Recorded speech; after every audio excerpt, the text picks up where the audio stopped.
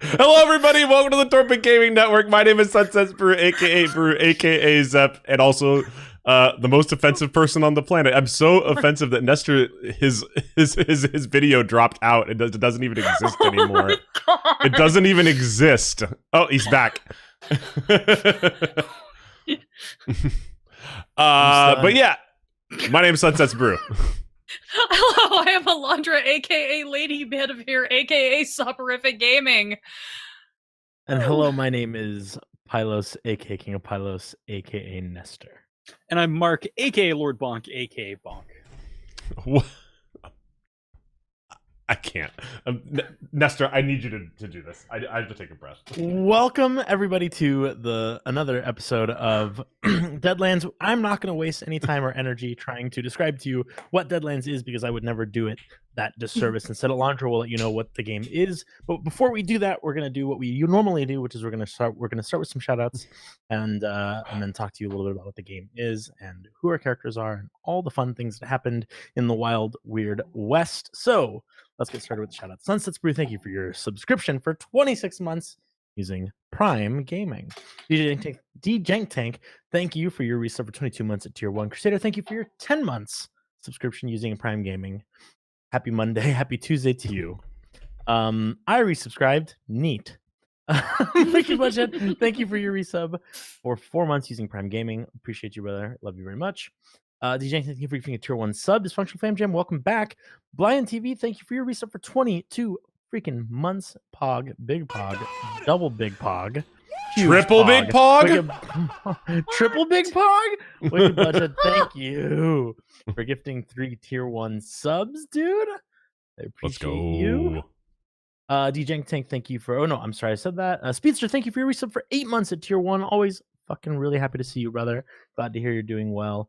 Vwen, thank you for the follow. Welcome to TGN. Benjamin, thank you for the 120 bits. Julia Pants, thank you for the follow. And Gabriel Hernandez, thank you for the follow. Welcome, both of you, to the Torpid Gaming Network. Should I just keep on the roll? Are we doing this? You want me to, like, we want to alternate roles? What are we doing here? If you have an Amazon Prime account, you can link your Amazon Prime account to Prime Gaming, which allows you to have a free subscription to the content creator of your choice. Maybe that's us, maybe that's not. But if you do choose to sub to us, then you get really awesome things like our 5 Tier 1 emotes, access to our reaction videos down here, access to our subs only Discord section, priority game suggestions to let us know what to play on Saturday, and a limited ad viewing experience. I was getting there eventually after somebody told me about it. Yeah. What else? That's pretty good, right? It also directly supports the channel, which allows us to do things like improve our stream.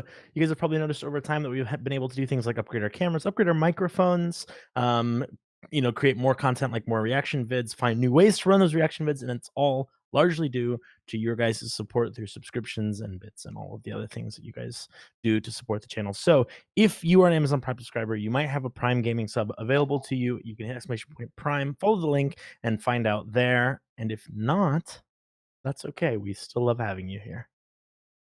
Ain't that the truth? Fantos! Toss. Thank you for gifting 2 Tier 1 subs, my friend. You are amazing. Okay. You know what? I think I nailed that perfect first try. Nestor didn't even have to. Nestor didn't even have to talk. He didn't even have to say anything. I did it. I do have to say that the start was dicey, but once you got rolling, you were in it. I was nervous. You were in it, and I was thoroughly impressed. Quiet. God, I'm glad. You know what? I slogged through it, guys, and well, I guess that's it. I guess I'm done. I'm gonna take myself out the stream. Performance top. I can't top that, right? But so while you do that, Alandra, what? Just kidding. Yeah, I'm saying. But GTFO, Alandra, why don't you let us know what's happening? So while Bert takes a lap, let me tell you about Deadlands. Deadlands is a game that it's a tabletop RPG that takes place in the weird Wild West. in an alternate history of the United States in which the Civil War has been raging for 16 years and supernatural beings are at work creating malice and chaos for the poor, hapless denizens of the country. We are playing the 20th anniversary edition rules with a lot of homebrew and just general like vagary because there's a lot of rules and sometimes we like to simplify things. And the gentleman surrounding me will be playing our three reluctant protagonists. Let's find out a quick little bit more about who those folks are, starting with Julio Juarez. Great. My name, the name of my character is Julio Hexam Juarez, and he is, by the definition of the game, Men in Black, and the Men in Black are the hunters of the weird. But Julio is not like your average hunter of the weird. He is social and a flirt and a gambler, and he loves his whiskey. His name. This is something I've not told anybody, but I definitely wrote in my backstory. His name, Hexam Juarez, comes from the fact that people think that he uses like evil magic to like hunt the weird, but it's all just like a myth, right? None of that is real. He's just like a guy who's gotten really lucky a couple of times and is the type of personality who's still really amazed when something blows up and he caused it. So, but he doesn't show that. He doesn't show that hand, if you will. He's a gambling man, so he tries to keep a smooth, charming persona at all times. That brings me up. Tonight I am playing Claude, Second Life Fox. Claude is a railman. He has commonly been the teamster, so driving the cart for the dynamite. He got out of his rail contract and got mixed up with this intrepid gang for our strange employer. Claude's a big boy, standing at like, I think we said like 6'4", 6'5". He's real fast. He's got those long legs, and when he puts his mind to a task, he's going to see it through to the best of his abilities and the way he thinks it should get done. He's a little stubborn. He can be a bit vengeful. He definitely takes everyone at their word and also at their work ethic. And yeah, he likes to think he's a cultured person with his time on the rails, working with all sorts of folk. And now he's here and he's trying to muscle on through some lingering pains from our last engagement, but he is ready to take up the reins and continue heading out west with a pocket full of dynamite and a pickaxe over my shoulder. Is that a song? I feel like those are some song lyrics. It With a pocket full of dynamite and a pickaxe on my shoulder. Yeah, the most used instrument in that song is actually just a cannon.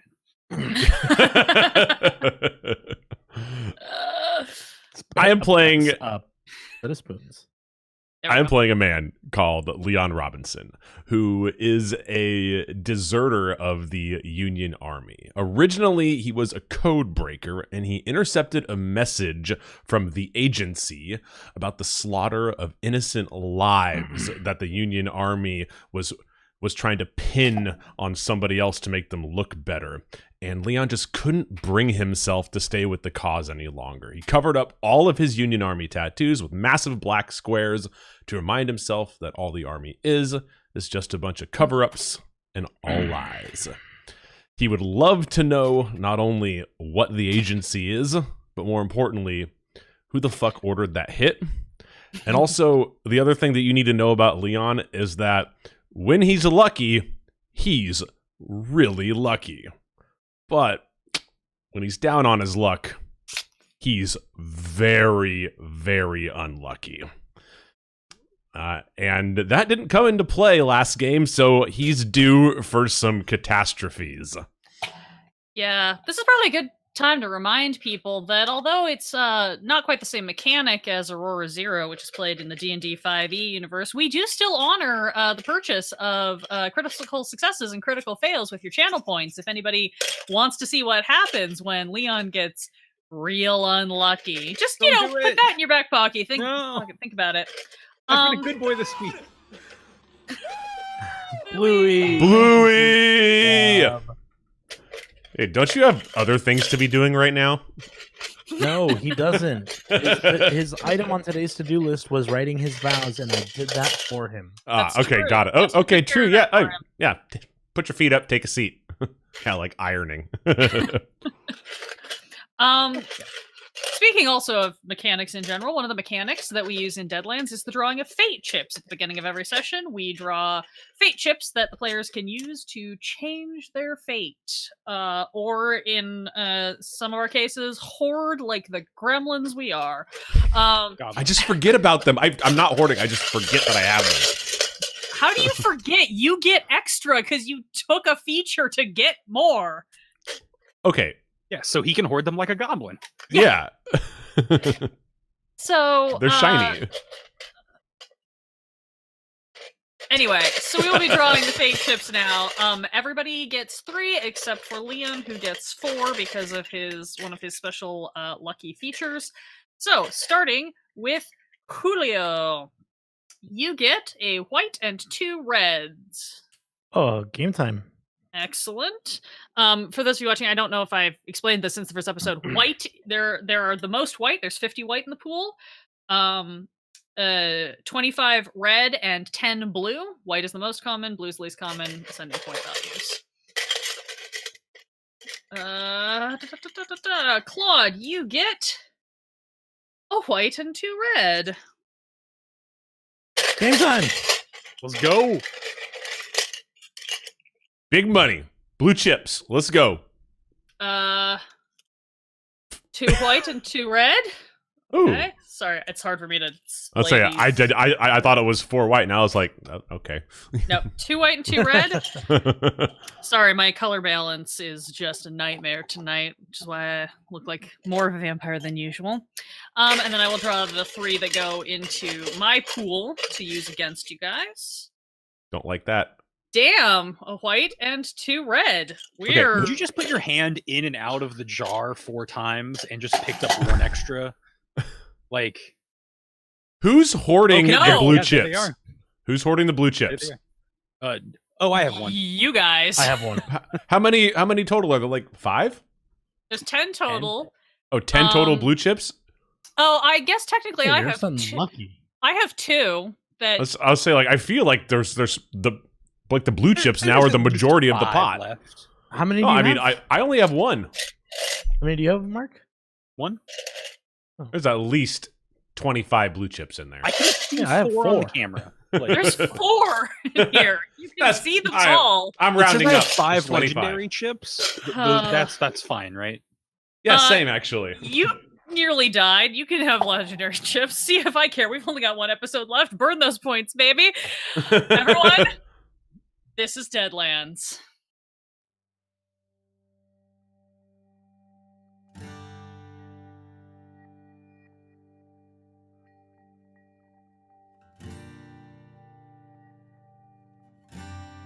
Go west, they say, and find your fortune. Trouble is, fortune is a wheel. Sometimes she can lift you to great heights, but just as swiftly she can crush you beneath the weight of all the world she carries. But that doesn't have to stop you. A lot of folks find the peculiar tenacity that drives them to fame and riches beyond their wildest dreams. So, if you've got the gumption, go west. Just keep all 3 eyes open if you do, lest you end up in the Deadlands.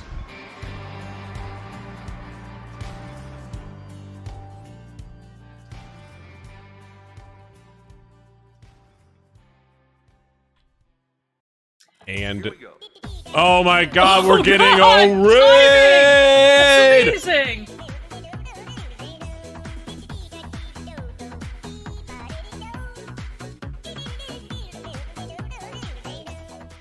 Yo-ho, Q Times!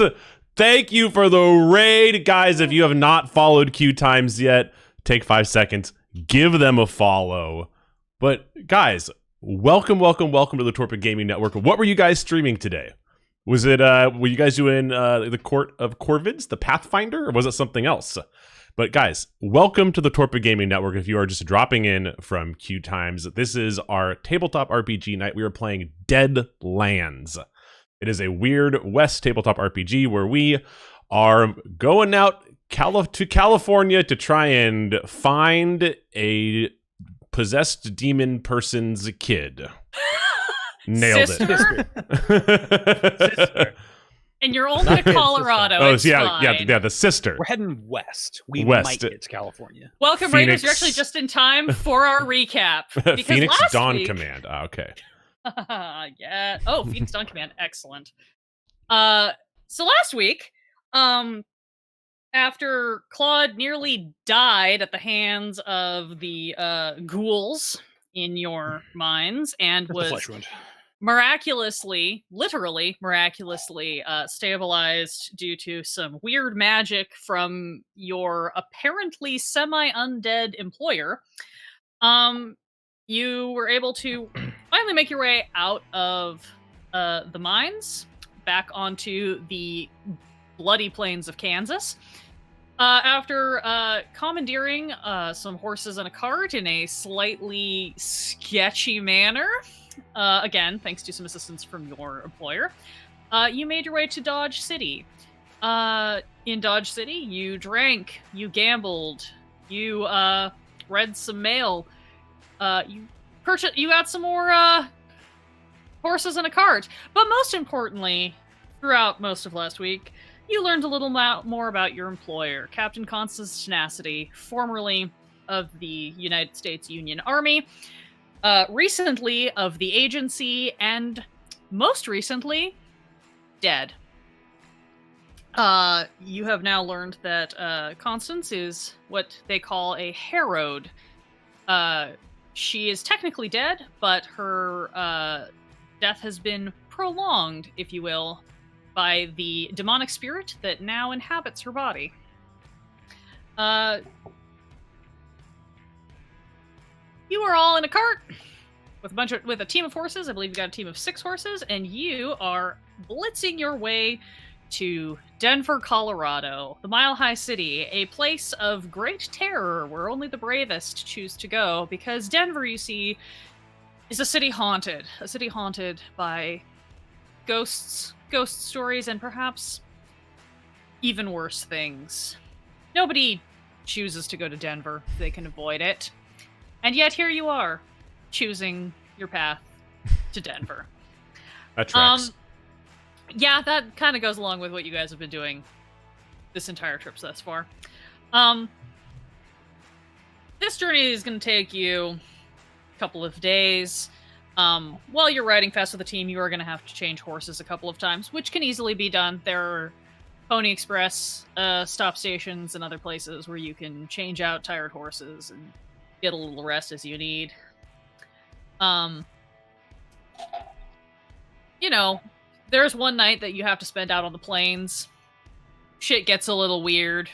Constance sort of has you park the wagon. She goes and wanders off far enough away that her night terrors and general screaming aren't going to frighten the horses.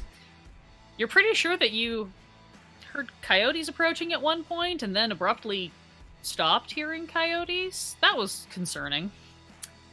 But all in all, a fairly uneventful trip.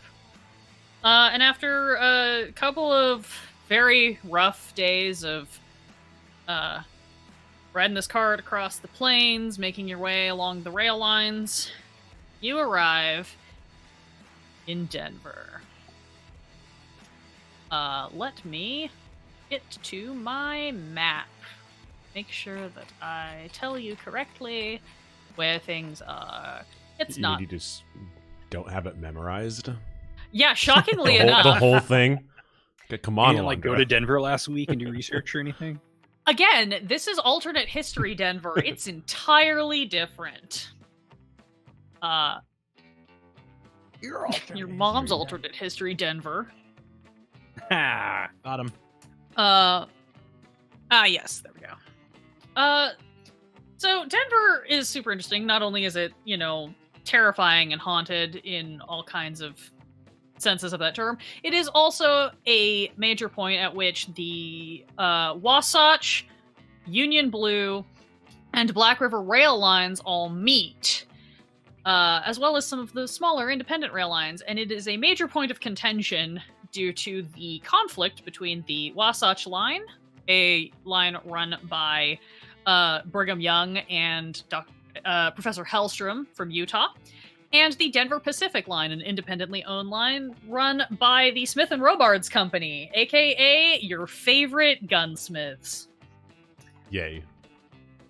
Yeah, as you pull into town, it's a fairly sizable town. It's in the realm of like Dodge City size. It's pretty reasonable. And like most of the towns out here in the plains, it is a pretty good mix of conflicting loyalties that have their own pockets of enclaves throughout the area. As you pull up, you notice that the train station here is very large, very prominent. Again, because you have so many rail lines meeting, you kind of have one big overarching depot that they all sort of reluctantly meet up at to make changing lines easier.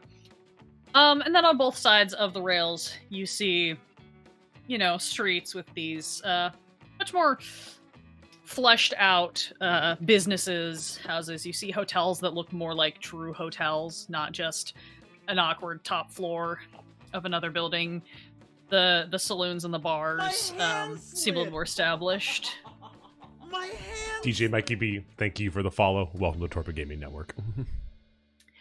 And beyond the kind of, there's sort of a real downtown area in Denver, and then beyond that you can see what looks more like dwellings and smaller businesses. All in all, a much more established city, although still a tense one. And as you pull up, we get to do something I don't think we've really gotten to do, and I need everybody to make, I believe it is a vigor roll to see how affected by the eerie just feel of this town you are. Because you see, anyone who enters Denver is automatically concerned about the fact that they're in Denver. That's a 3 for me. It's a 10 for me.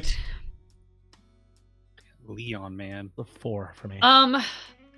Claude, you are the most unsettled, but you are able to kind of take a deep breath and sort of steel your nerve, and you're okay. You're not going to take any fear effects. You What's beat the the target. Oh, sorry, Alandra. Sorry. Oh, go ahead.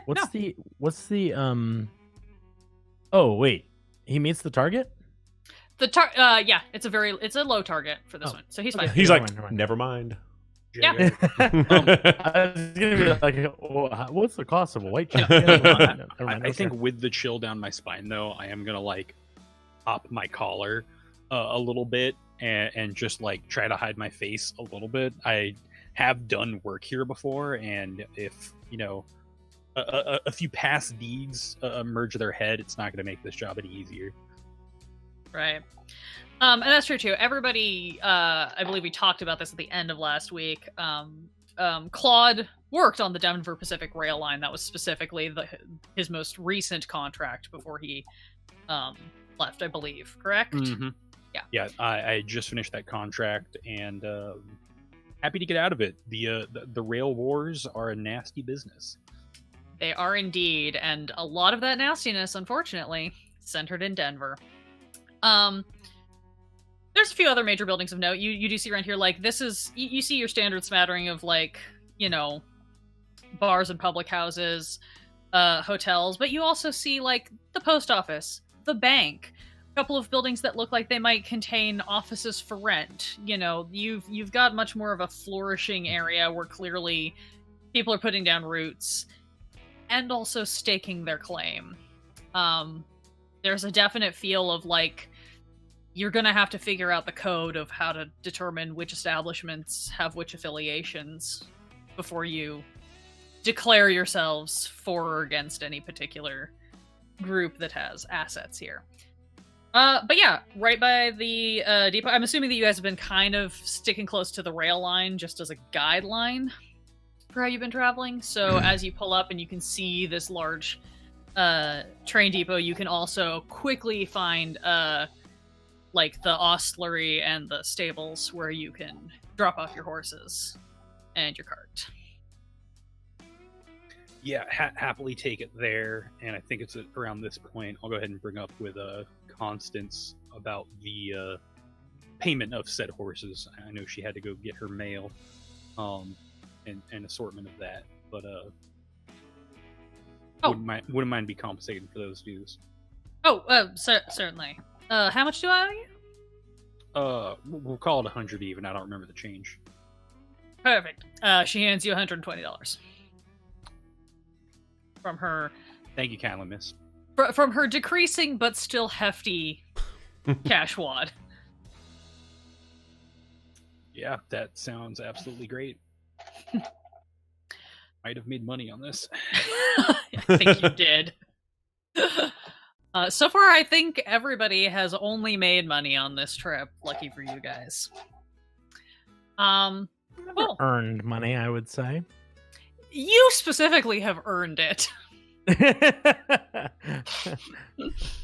I would have a lot more if my fucking partners were you're assholes. short $10. You're short $10. Relax. Also, you're probably the biggest asshole in the group. Thank God. And so it begins. Welcome to Denver. I'm so excited for whatever these guys get into tonight. Cool. Yeah, you're able to drop off. Constance will kind of glance around everybody and be like, all right, if, Mr. Fox, you seem to have the horses well under control. Perhaps I should go and procure us some lodgings for the time being. I hope we shall not have to stay here too long. However, we will have to stay here at least long enough for me to find out if we are awaiting a train or if we have missed one. Sure thing. And I'll just try to rattle off the names of the Wastack joints, just so we don't stay there. Totally. If there's anything I think Claude knows of the area is the Denver Pacific, affiliated establishments, and probably which Wastack places to not be involved in. Yeah, absolutely. Yeah. Sure. Yeah, she's able to kind of be like, all right, yeah, I will see if I can procure someplace either that is associated to Denver Pacific or the Union Blue, seeing as I have connections on that end of things. If that is amenable to everyone. Yeah, Julio looks at her and says, Senora, I assume that there is mail to be picked up? Or? I will certainly be making that my next priority. I'll take care of that for you.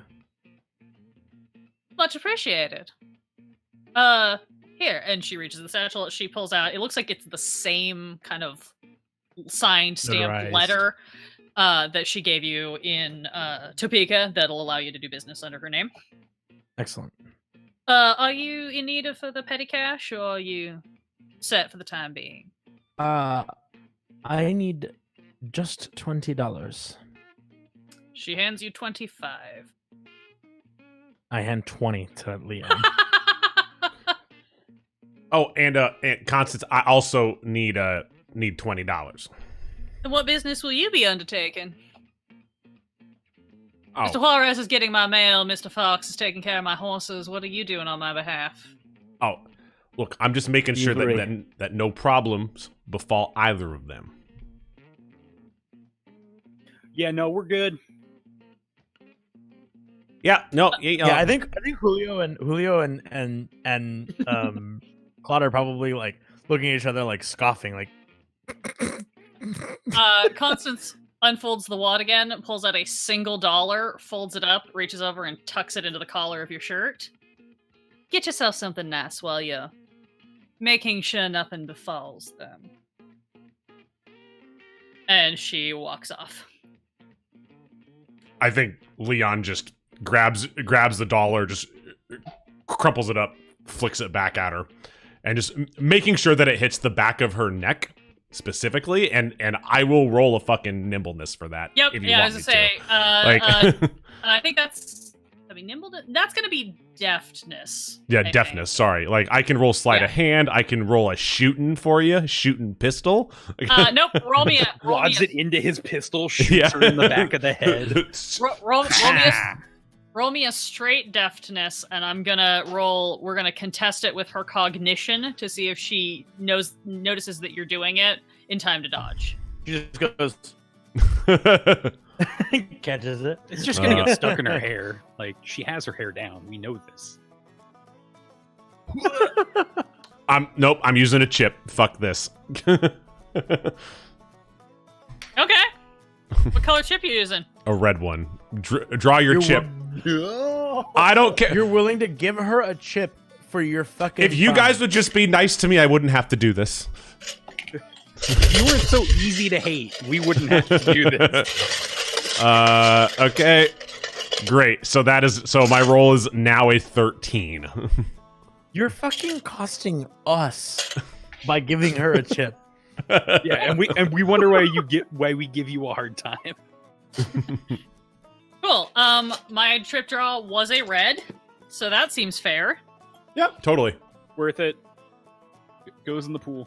Let me make sure that I mark these, tracking all of these on Constance's sheet, even though she's not always the one who uses them. Great. Yeah, you peg her square in the back of the neck. She stops,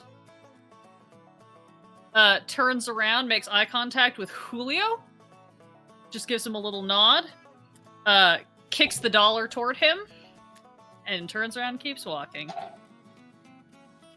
Oh, Julio picks up the dollar. And then he looks at Leon and he says, "If it is your trash, then it can certainly be my treasure." And he folds it up really nicely and puts it in his vest pocket. Yeah, you're right. You probably can actually turn that into something. I mean, it would just turn into half a cigarette if I had it. But Half a cigarette? I mean, you can get an entire bag, roll your own smokes for 50 cents. I mean, shit, that'd give me tobacco for 2 weeks. you obviously don't know my luck. No, I'm getting pretty familiar with it. Great. Yeah. Anyways, horses? Horses are in the stable. I think we're all set. We have fresh ones standing by if we get the word to get on out of here. But if we can get a new train line, I think that might be best for us. But we'll see. Looks like we gotta gather some information before our next move goes. You said you're going to take care of the mail. I actually wouldn't mind dropping in an old friend, do a little resupply. If I can swing back by the post office, meet you there. Why don't I find you?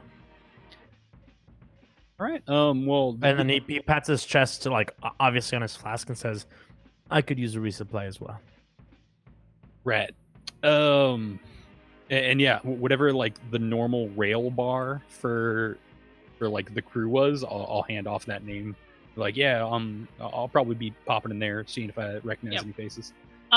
So Claude, your bar of choice would be Mile High Harry's. Yes. Thank you to Zepp for the name of this bar.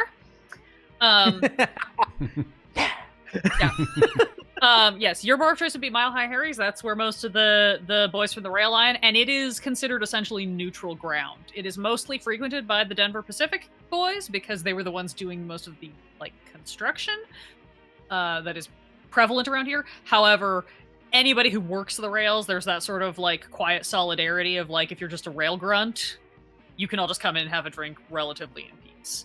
So that would be your bar of choice. I'm also going to say, because I didn't establish this, that probably Constance would have told you guys to meet her back at the train depot in 2 hours. That's enough time for everybody to go do some business, check in on things, and then meet back because you guys are keeping an eye out for a train potentially. Yep. So, so you've got those 2 points as good meeting points. My God! Spooky yo! Yo! Thank you for 8 months, my friend. Thank you. Thanks, yo. But yeah, so yeah, anywhere that anyone needs to go, there's bars, hotels, businesses, standard, the post office, the bank,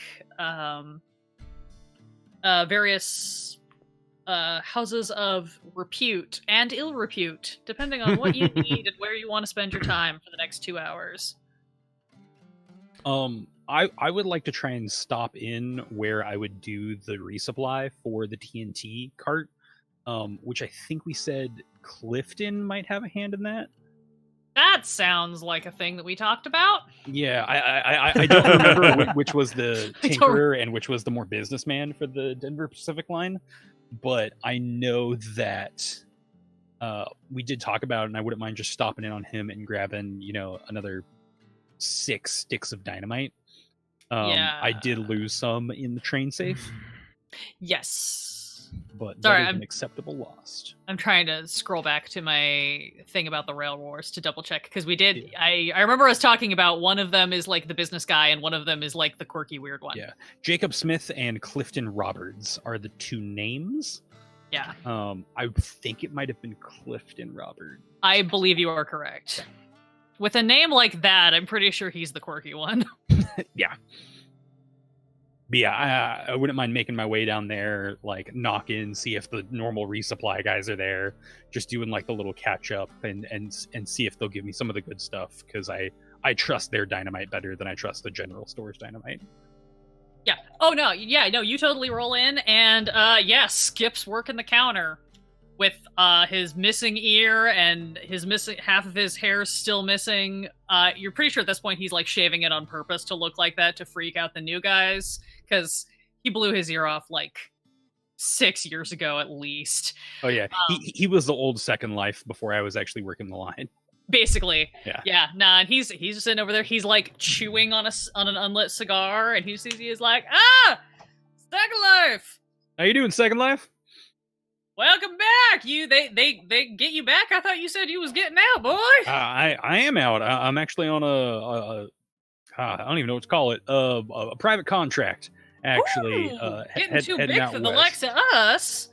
I mean, that's always the goal, right? You don't want to be behind that counter forever, do you? I mean, they keep paying me better the more I have to deal with this stuff. And you see he's just like twirling a stick of dynamite in his other hand. Super casual. Hey, so what can I do you for? I figured I'd rather come here, give you a little patronage before going over to the general store. I'm hoping to pick up 6 sticks, if you don't mind. Oh yeah, sure. You want like standard strength? Or you want my special stuff? Well, I don't know. Is your special stuff gonna do a reprise roll? Well, you don't want to even it out. Make sure that those ladies love symmetry. I'm still right-handed. I don't think it's gonna get evened out. Fair enough. Let's see what I got in supplies. Just give me 1 second. He like, yeah, take your time. Shuffles to the back, comes back a minute later. Oh yeah, we just got fresh stock in on one of the last trains. So yeah, anything you want. We got standard strength. We got the high strength. You need any glycerin, cords, charges, anything you need. I'm definitely not messing around with the glycerin. I've always known not to mess around with that. You know what? Go ahead and give me 6 regular strength, and I'll go ahead and take 3 of you extra strong. Attaboy. He goes, he grabs them for you, shoves them in an empty cigar box, hands it off to you. And yeah, I'll just have, God, I didn't actually look up the price for that. But yeah, I will happily pay him, and I'll try to knock off a few bucks for exchange of some fresh cigars. It looks like he's been chewing on that one a little bit too long. Oh yeah, he will give you the like buddy discount. As well as, I was trying to look it up. I thought I had dynamite written down here because I knew this was a thing we talked about. But no, why would I have put it in the right spot? But yeah, he will certainly like knock off a few dollars because like you're part of the gang. He knows you. Frequent customer. Totally. I had this written down. I don't have it. Dynamite per stick, $3. 3 times 9 is 18. He'll give you the whole box for 15. Done. Yep. Yeah. So you are all loaded up. As soon as you trade him some cigars, he just straight up like flicks the chewed one into a corner, puts a fresh one in his mouth. It's like, oh, You've been traveling, boy. This is some good stuff. Come back by more often. See old Skippy. Yeah, I'm happy to whenever I'm passing through, but I am passing through at the moment, so not sure how much I'll be around. Boss man happened to be in. Wouldn't mind shooting the jaw in. Oh, he said he might be by later. He's off on dealing with some such. What you know how he is. He gets all up in his head and goes off doing things. But if he's still around this evening, swing on by. He might be in. Yeah, I think I might. I think we'd have plenty to discuss. You keep your head about you, Skip. I'll see you around. Sure thing, sure thing. Anything I need to know about this extra strength dynamite, or should I just have extra strength in my inventory? Basically, if you decide to use this and I make you do like an explosion damage roll, you're gonna add to it because it's packed with extra powder. Awesome. That's The note just says, "Make sure you're far away." yeah. Walk at least 3 steps back. Yeah. Yeah, I think as soon as he gives me the box too, I will confirm with him which ones are the extra strength this time. And I'll go ahead and like pull out like a piece of like chalk or charcoal or like even his old cigar and just make sure that they're like heavily blackened to like distort the color on them. Perfect. All right, you have resupplied your dynamite. Julio, you are going to the post office? That is correct. I'm kind of like tagging along as well. Great. Probably much to his like chagrin. Like Not so much. I mean, I would say for Julio, not so much. I think it's curiosity, not chagrin. It's like, I think while we're walking, Julio probably turns to Leon and goes, "I did not expect that you would want to talk with me." Look, I've been doing some thinking. After you left the general store when you followed me there, and Constance found us. She gave me some of her mail. But my question for you though, and I've been thinking about this a lot, is how many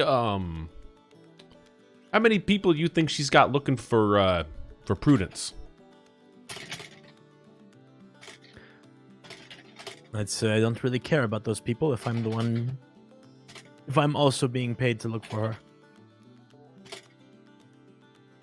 Yeah, but you haven't been paid yet. What if somebody else? Well, what if there's let's say there's somebody else. Let's say they're on the it's the Black River line, right? That's correct. Let's say they're on let's say they're on the Black River. Let's say they're on the Black River line right now. Let's say interception was imminent. Let's say interception happens. Job's done. I think Julio like turns and turns to Leon very quickly and says, "Are you a theorist, or do you know something that you're just wanting to share?" Look, I know that she's got other people looking for this person. Okay. Do you think that we can trust her to hold up her half of the bargain if we're not the ones that find Prudence?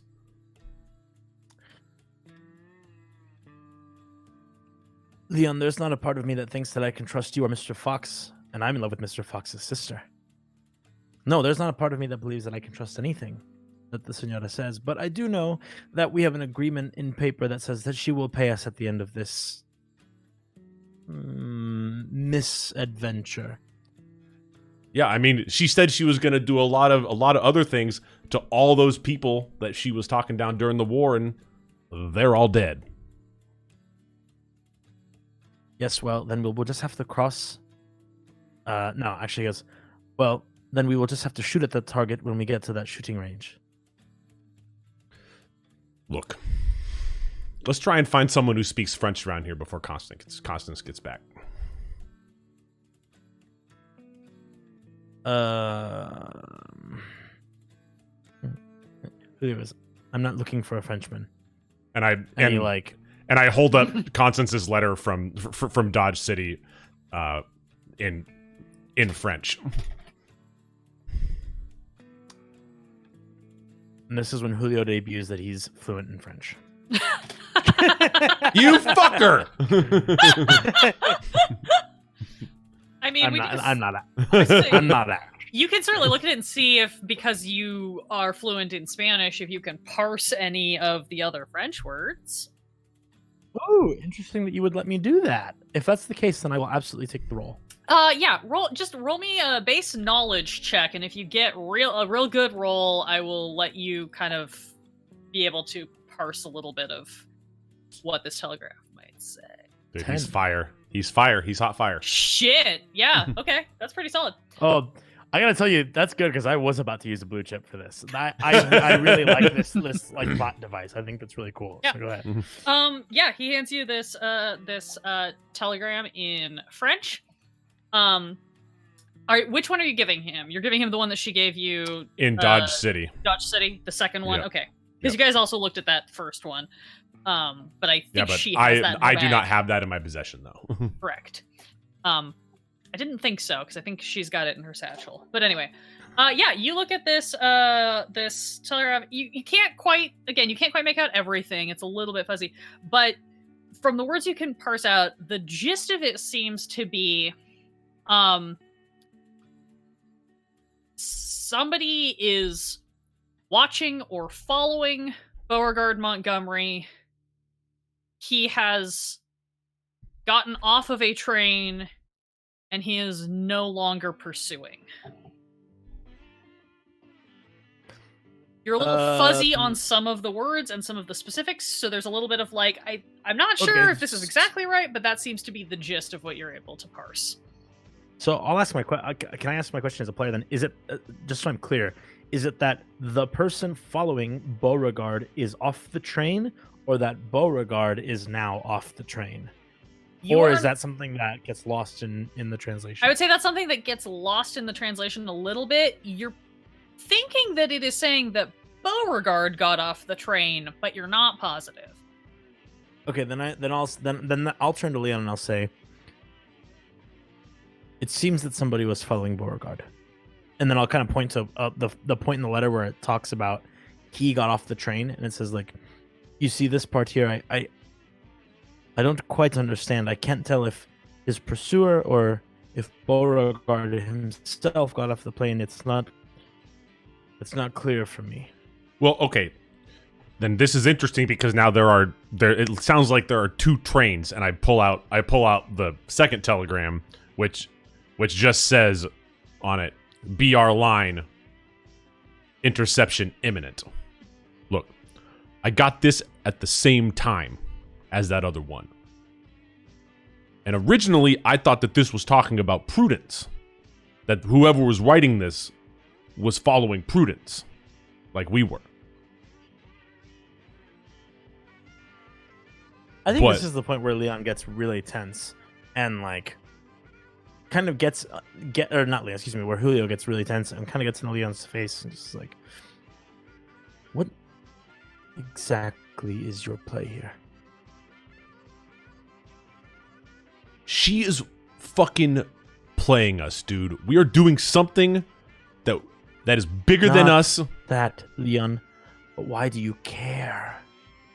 If it's not about getting paid, then why do you care? It's about... Look, man. A while ago,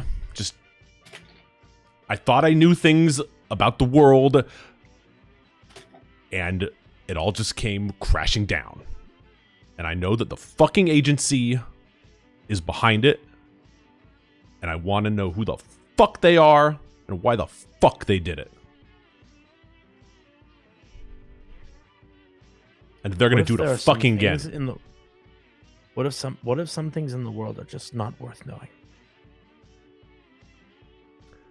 Yeah, and what would happen if you went back to good old Claude's sister, and their whole town was just slaughtered. Collateral damage. That's when. What do you want to know about that? That's when Julio makes a very big point of turning and walking away towards the post office. Yeah, that's what I fucking thought.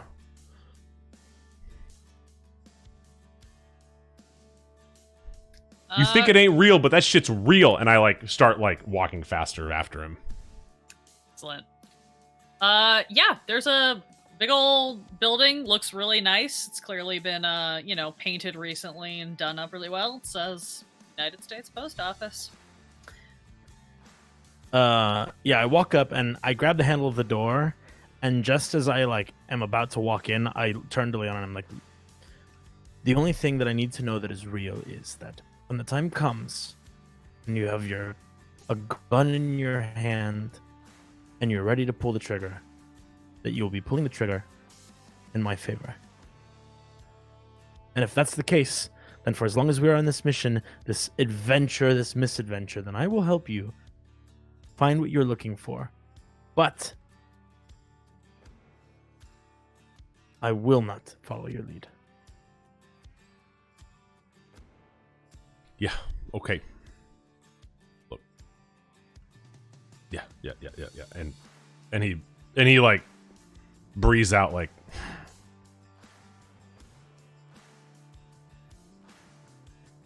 Okay. And then I think, just as a little bit of a retcon, I think that after Constance told Julio what they said, what she said in private about the things in Denver that might be pursuing me, might be pursuing you worse, I think he probably didn't voice that to anybody right away, but at this point he will absolutely voice that to Leon, and will say I am in search of something in Denver, and unfortunately I don't know what it is, but I am in the line of work where luck only gets you so far, and in the case of our adventure to Denver,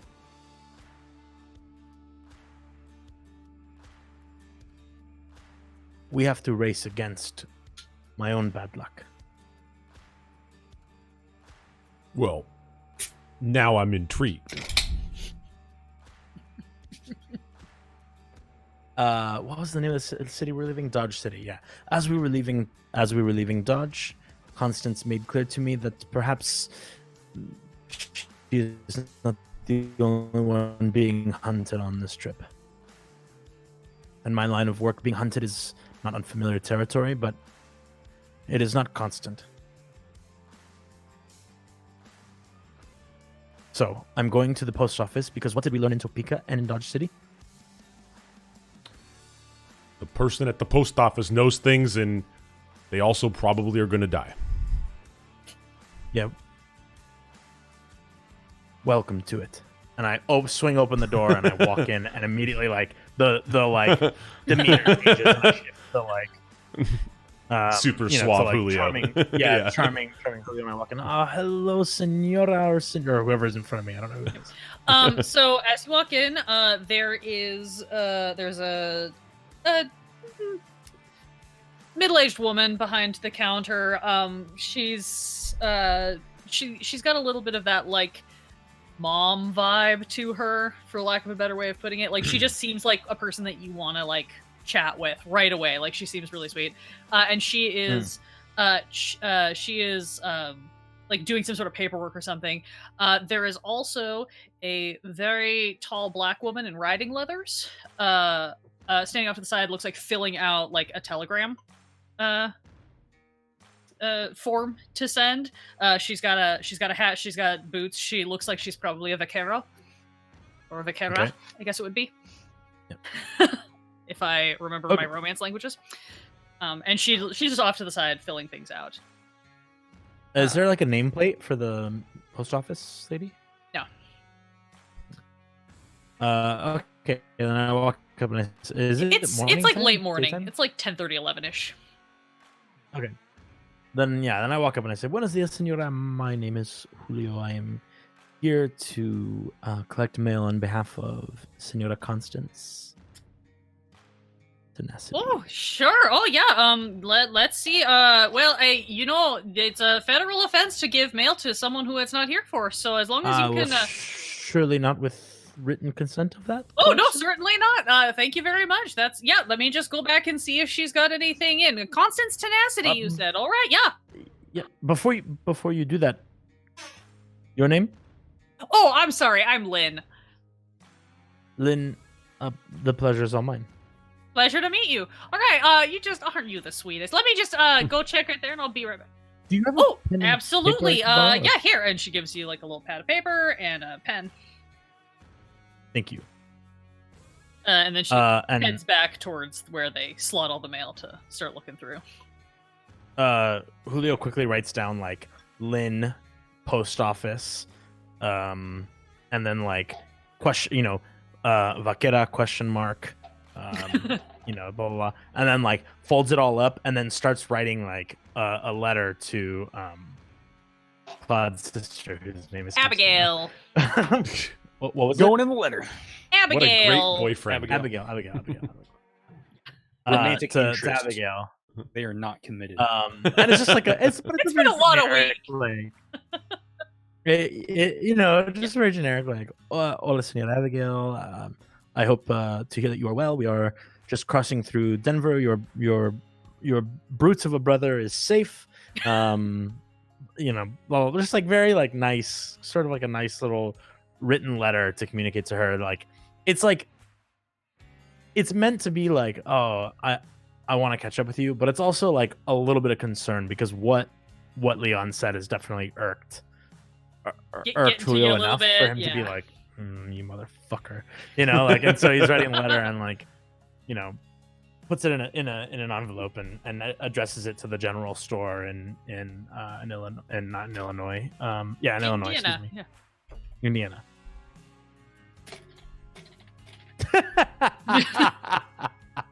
It wasn't my backstory; it was yours. You can't expect. Yeah, but your backstory became my backstory. Yeah, you also. Vice versa. Your backstory became mine. I ended up in Springfield, and Springfield stayed is where there. you're going to address it to? Is that what I hear? No, I don't know where it is. What is it? What's the Shelbyville, Indiana. And Shelbyville, yeah. And to be fair, Just like he That's what totally I said, dined you Shelbyville. out to his sister last week in the letter he sent. He just sent a letter that was entirely like, this guy, no. So, you totally do that. Lynn bustles back. She's got, looks like one piece of paper in her hands, and she's like, didn't see a whole lot there for Tenacity other than this one telegram came in, looks like came in late last night, so it must have been the night shift guy who took it. The telegram's right on. We put it in the back room because it makes the most sense for the post office and the telegraph station to be in the same place, Yes, of course. But here's just the one, but I can I'll keep an eye out. If you're staying in town for a while and you want us to forward the mail to one of the hotels, that's not a problem. You can always stop by anytime and let us know. It's not a problem. In fact, I would prefer to stop by if you'll be here. Oh, of course, someone will always be here. If it's not me, it'll be one of the other gals. I think you're misunderstanding. I meant, when are you here? Oh, well, I work every 8 to 4 shift, and then sometimes the evenings if one of the girls has other business and needs me to cover. I see. He hands her the envelope letter to like be sent off, and I'll pay whatever the fee is, obviously. And then he kind of like looks at Lynn and says, "Lynn, have you lived in Denver your whole life?" Oh gosh, no. We came here when I was a kid because my father was working on the rails. But I mean, I guess if you think about it, that's most of my life that was worth remembering.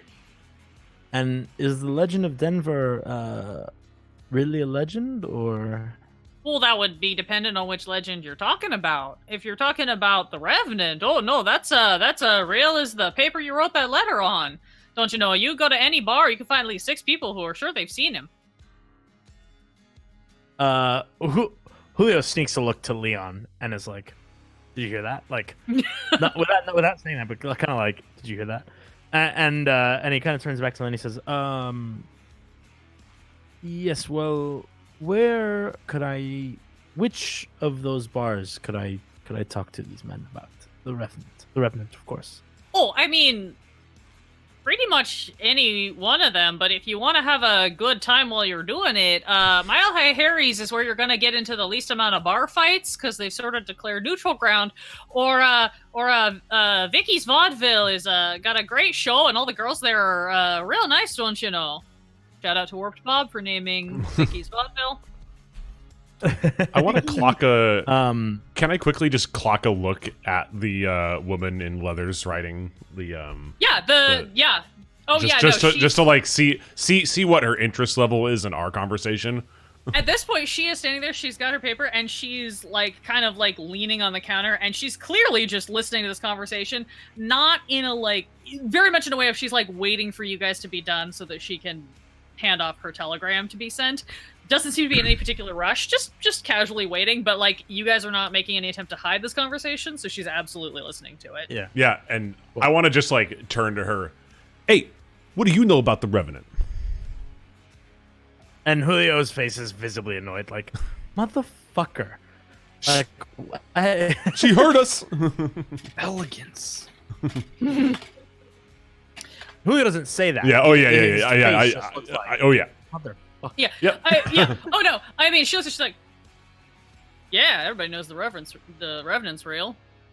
Why are you asking? Where are you from? Oh god, Julio turns right away and goes, "Oh, we're just two travelers, hunters, you might say." Yeah, that tracks. She kind of looks you up and down a little bit. Yes. Looks me up and down, or you looks both of us up specifically, and down? because of the way you're dressed. She's just like, yeah, that tracks. Yeah. So we hear that there's a information to be collected, a story to be told in Denver. Oh, Denver's got plenty of stores if you got enough stomach for it. Me personally, I can't wait to get the fuck out of here and back to Chicago. Hate this fucking town. Hey, Lynn, sweetie, could you just send this off whenever you get a chance? She like just slips her the program. Yeah, Julio, like, she's, hello, my name is Julio Juarez. This is my associate, Mr. Leon Robinson. Pleasure to meet you, Bonnie Ryder. That's Ryder with a Y, and yes, I know.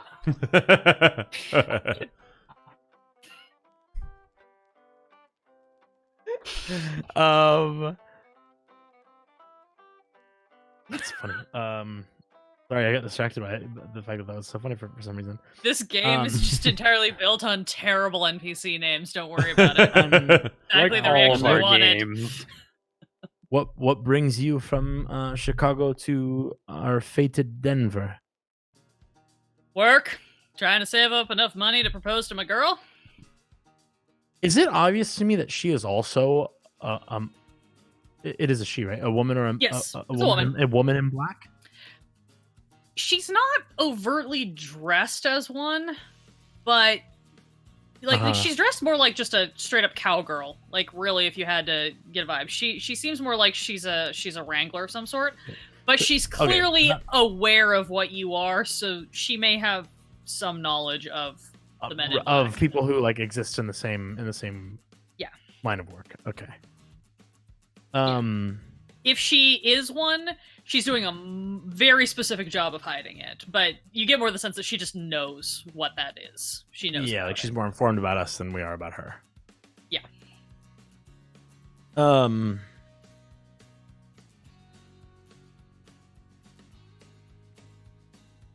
Yeah.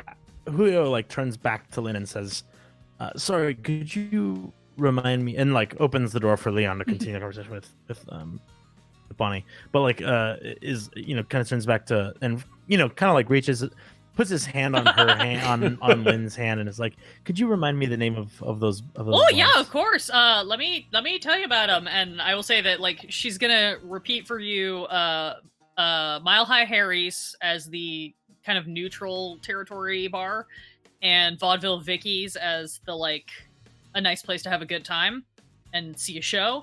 She will also, if you are stalling to give Leon a chance to talk to Bonnie, she will just rattle off the name of every bar in town and tell you all about who goes there and who the regulars are. What I'm gonna ask her is, and where would one go if he was looking for a game of cards and he'll tap his chest and kind of like pull out an ace, you know? Oh, Kind of something like show off to her a little bit. Oh. And that's actually my stall for Totally. for- Yeah, she will definitely give you that, and I will look it up on my sheet to see if it's not one of the two I've already listed. Yeah, and as Julio is doing that, I turn to Bonnie, and I kind of like lower my voice a little bit. So, hey, I heard that the Jesse James gang and the agency kind of get into it over here, huh? Oh, yeah, they do not like each other. We've had more than a few public shootouts in the last year or so. Why? What are You looking to get into a fight? Maybe a civil argument. I'm not really the fighting type, as I like wiggle my fucking non-existent bicep. Yeah, she's. Oh, yeah. If you're looking for a civil fight, you should go back east and try Harvard. Yeah, no, I tried that. You know, it just wasn't for me. But hey, question. Do you know where those guys hang out? Yeah. Just walk down the street and show off those nice tattoos of yours, and they'll find you. Also, there's a building in the street says Pinkerton Agency on the facade, where you can find most of the agency boys. Yeah, no, I'm not trying to find them, you know, on the job. Where do they where might they go What makes you think I get involved in any of that shit? I want to stay as far away from that bullshit as possible. I'm trying to earn an honest wage and get back to my girl in Chicago. Yeah, and I respect that. Mm-hmm. But you look like the kind of person who you know, has done more than her fair share of questionable, entertaining, maybe bad choices. That, of course, you want to take this conversation outside? Because I got a loaded gun and a load of free time. Hey, is that gonna? Hey, you think that'll attract the agency? You know, let's. I mean, let's, yeah, if I shoot you in broad daylight for your rudeness, that's certainly going to attract someone. I'm just trying to have a civil conversation. I'm sorry. Look, I get carried away. But I can tell. If you don't know, that's okay. And I'm sorry. Look, son, you're asking the kind of questions that get people dead in ditches right quick around here, and I'm not saying you can't pursue that line. I'm just saying that is not the line of work for me. I got a girl back in Chicago. It's all I'm looking forward to. I want to go run a fucking bar and brunch spot. Stop running cattle for the rest of my life. Hey, does she run the brunch spot? Yeah. She got a bar, and then she opened up a cafe next to it because business was booming. Julio, we went there.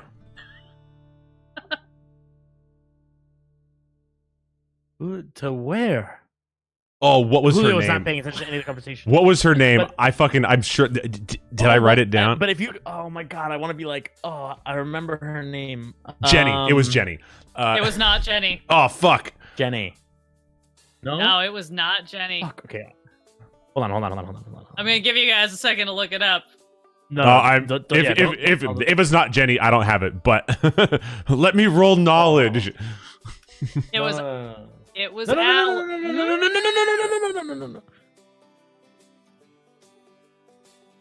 Oh, I don't have it either. Yeah, I don't have I it. drank as much as my character the first night. I didn't write notes. It was Alice, who owns the Smoking Gun Pub and the Smoking Gun Breakfast Nook. Alice. Okay, can we? Is it okay that we use? Because You guys, Julio. you guys well, remember that. And also the reason why is that I just want to be like, oh, look, hey, Alice. Yeah. You boys from Chicago? Wait. You're Alice. Like Julio 100% brushes off Lynn. You're Absolutely. you're Alice's partner. I mean, I hope to be. There's it's a little more complicated than that, given the yes. Alice and I were together best for a time- very long time, and I would like to continue that if she'll Best time have I've me. ever had in Chicago was on the other side of her bar. Yeah, that sounds like Alice. She runs a good spot. Look, Alice literally saved my life, and I'm not putting that lightly. That is both surprising and unsurprising.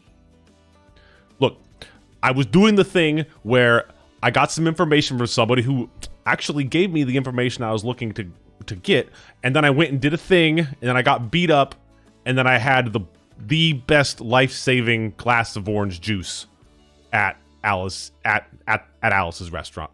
Oh my! That I do believe. It was amazing. The part I'm shocked by is the fact that Alice was not the one who beat you up. But, you know. Oh, I mean, the night before she wanted to, but this is incredible. Julio returns his attention to Lynn what at was the her counter. name? Oh, Bonnie. No, not Bonnie. to Lynn. To no. Yeah, this is Bonnie. To Bonnie. It says, Bonnie, how long have you been in these parts? I've been running the cattle for a year. You'll excuse me for leveraging my previous relationship with Alice, but could you do me a favor?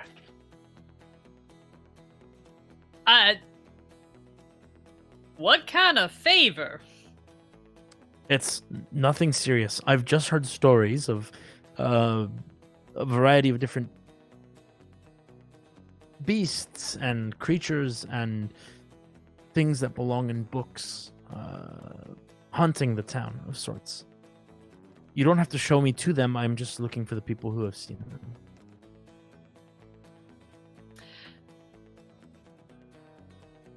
So what I'm looking for, Alandra, is like a very specific list of people to talk to. Right.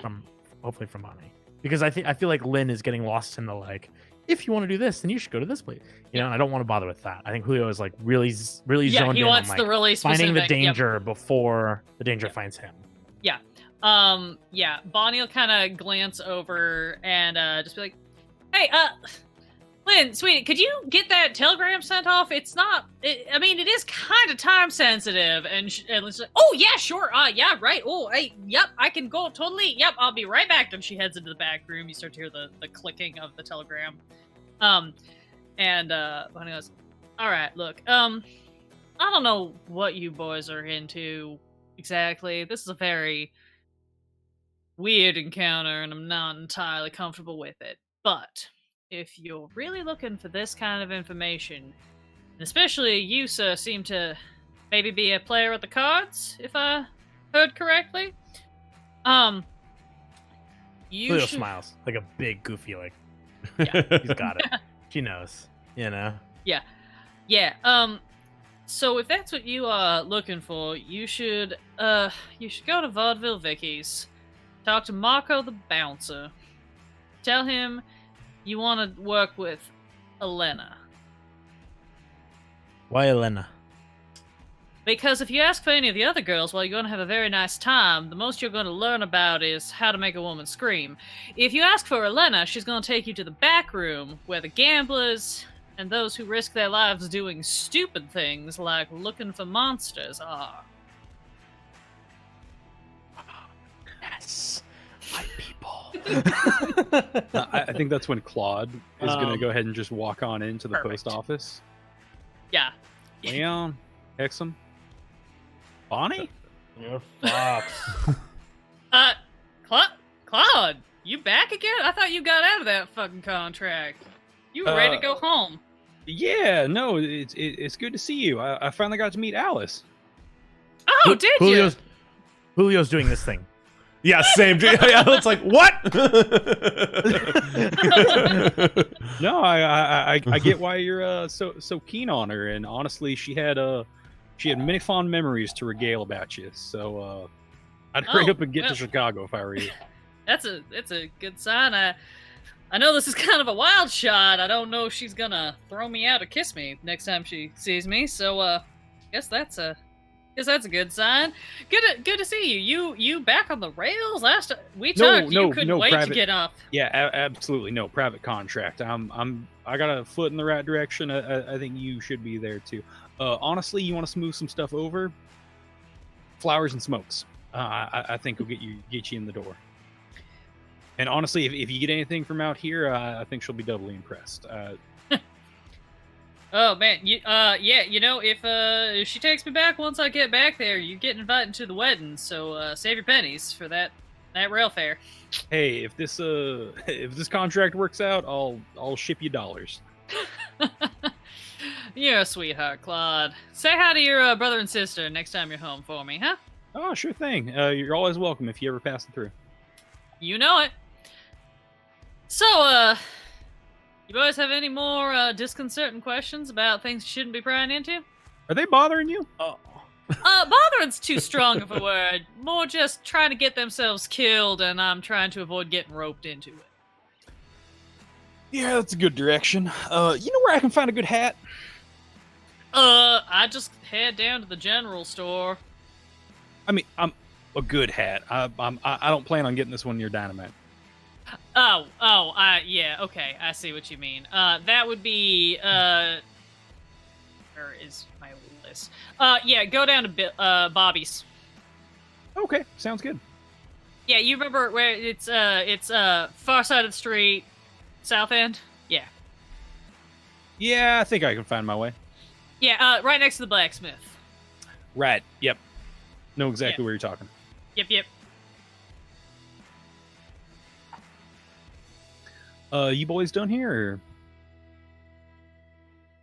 Julio goes, I think we are. And then he kind of turns and says, Senor, I appreciate your time. Hey, you know, you all seem like, you seem like good folks. Just don't go getting yourselves in trouble you, don't have an escape plan for, huh? Okay, and Julio starts to walk away and says, Claude, a moment, if you will. Sure. And then I will just completely tell him everything about my interaction with Constance and the ominous chasing warning. deadlock. Yeah, ominous warning, and I'm hunting what might be hunting me, and I have no idea if something is hunting me, but I am not going to sit and wait to be hunted. Yeah, I think like halfway through, I'll have lit up a cigar, and I will have smoked probably like a quarter of it by the end. While you guys are having this conversation, Lynn comes out and gives some sort of receipt to Bonnie, and she just kind of gives you all a little like hat tip and heads out.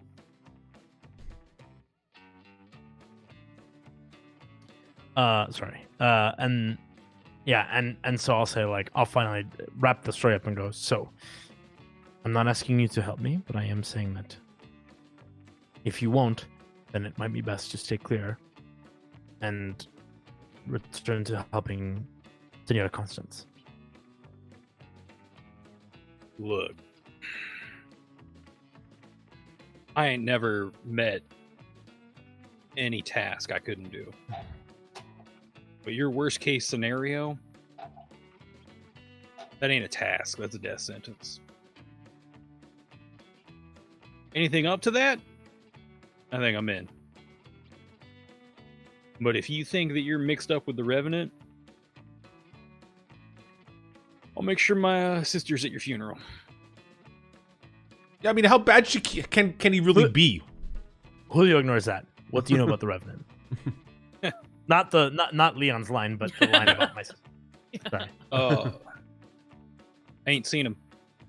I think the only few people who have are about 6 feet under. For the tales, they talk about men in shadow or nice big hat where you can't see anything. I've heard Laughing Skull. I've heard, moves like thunder. Like he's a stone silhouette. Oh, Nestor the player is very keen on this. Honestly, if you see it, you got about a 90% chance of dying. If you hear it, you got chills that last for days. Honestly, shit, it's the earthquake out west. It's, monsoon season back east. It's, getting struck by lightning without a cloud in the sky. Yeah, fuck. Okay, Julio doesn't not like facially react, but he just says, well, if that's what it is, I'm dead when it's chasing me. Hey, maybe I'm alive when I'm chasing it. Hey, peace of mind for you. If it was chasing you, you'd be dead already. Well then, let's become hunters. And he like turns and starts walking towards the bars to find Vicky Vaudevilles or Vaudeville Vickies. Did you actually get that telegram, or was she still like in the back getting it? She gave it to you. You got the telegram. She gave it to you. Actually, maybe I I'm don't think wrong. you've read the telegram yet. No, yeah, she, I was going to say we haven't read it like yet. 60. you haven't read it yet, but she definitely gave it to you. Okay. Because I like 70%. I definitely thought in my head like Julio turns and hands it to Leon, and I thought I said that. Oh, great. Okay, yeah. My bad. Yeah, but that my intent was 100% to be like, oh, thank you so much for this, and like, do that, and then don't look and just hand it off and keep talking. Yeah. Yeah, exactly. Yeah. It Sorry, happened. It's fine. It happened like right at the exact time that you guys like clocked who Bonnie was, so we can say that it got handed off, but you guys suddenly zeroed in on the like, wait, we know who you're talking about. Yeah, as we walk out, I just want to like, after I'm out, I want to like just pop open the what first I want to look around and see if Constance is there. I would actually love for you to look around. Please make me a cognition check. I would love to. That's a 10. Damn. Wait. Is that is nope, that's a 10. I can do everything except see good. Right. Seeing good is Claude. I can Every taste, other hear, and sense touch good. Is yeah. Leon. You look around, you do not see Constance. You do spot Bonnie just like walking away down the street. Looks like she's headed for maybe the stables. Mm-hmm. You also see,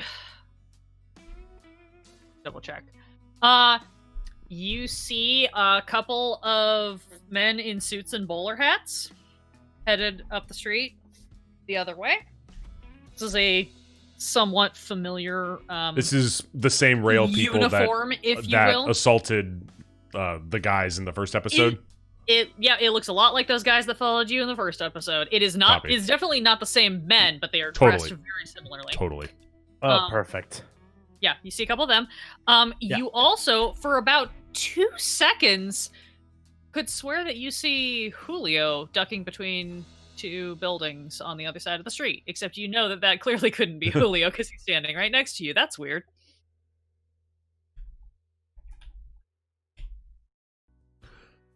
Hey, Julio, what was you just told us that that Constance said something about you being hunted? Yeah, that perhaps that I am being followed. Yes, sure, why not? Not remembering the exact language of it is really hurting me here, but yeah.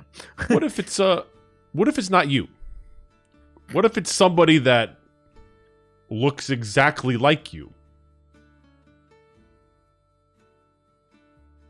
I mean, Denver's a big city. Julio looks at him and goes, "Have you been?"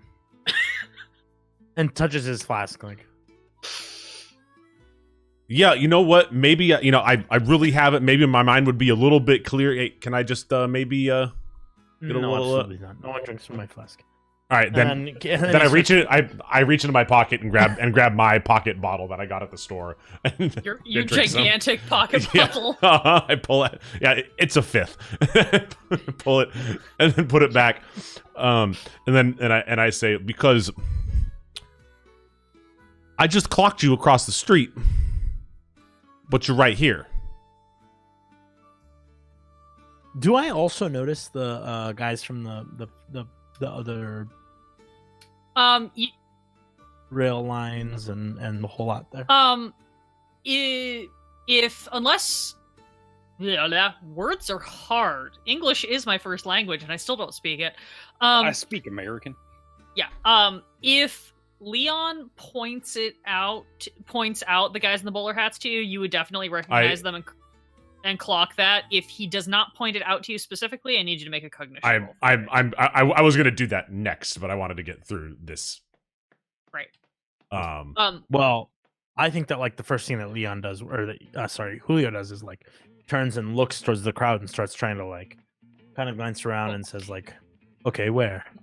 In that case, Like almost like a, "I'll humor you. I don't know enough about a revenant. Maybe he can mimic me. go maybe ahead and something make else. me Maybe 2 it's, cognition you know." rolls so that you're making it with advantage. Take the higher one.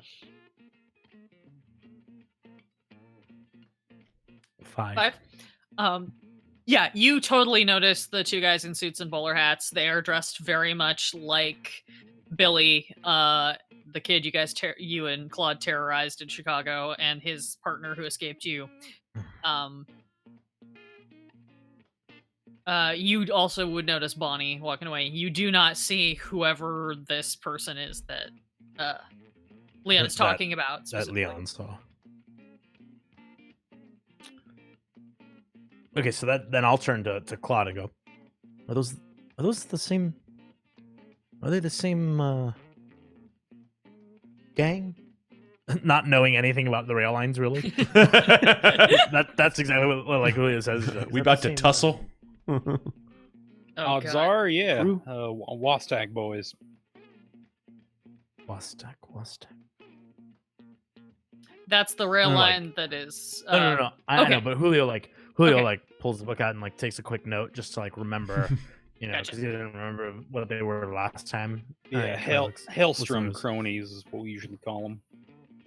Well, are they trouble for us if we are here in Denver? Personally, I think they're trouble for everyone. Honestly, fuck, they take their orders from a madman. So you know, any small slight becomes, you know, multiple lifelong vendetta. This is the man who pioneered Gatling gun, essentially. Sorry, took the Gatling gun, you know, bent it over a fucking couch, gave it the business, and put out a bastard child that can mow down fucking dozens a second. But personally, I'd You're like a creative to stay clear from storyteller, aren't you? them. Call it as I see it.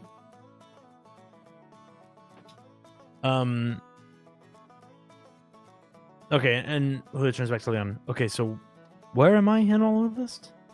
Yeah, I'm not still sure about that. I mean, Billy said he was following you based on orders, or at least a person that matches your description. I haven't met anyone like you, so I assume it's you that they were looking for. They didn't have a name for you, if that means anything, but honestly, I thought they were after me. I did plenty of Okay, shit to and piss off the Julio last action before my contract kind of expired. starts to take a step forward and he says, I will return shortly, but keep your eyes open. And he starts walking forward and to get kind of lost, and like, I'm trying to get lost in the crowd. Here's what I want to do. I want to detain one of these Wasak boys. Okay. There's not really a huge crowd. Like, you can certainly like blend into the people, but it's not like you can get Yeah. fully like, you know, New York City street lost. Right, There's not that many people. What is your tactic? Because there's 2 of them together. So is your tactic to like hold them at gunpoint, try to pop up and like grab one of them, create a diversion to get their attention. What's the gameplay?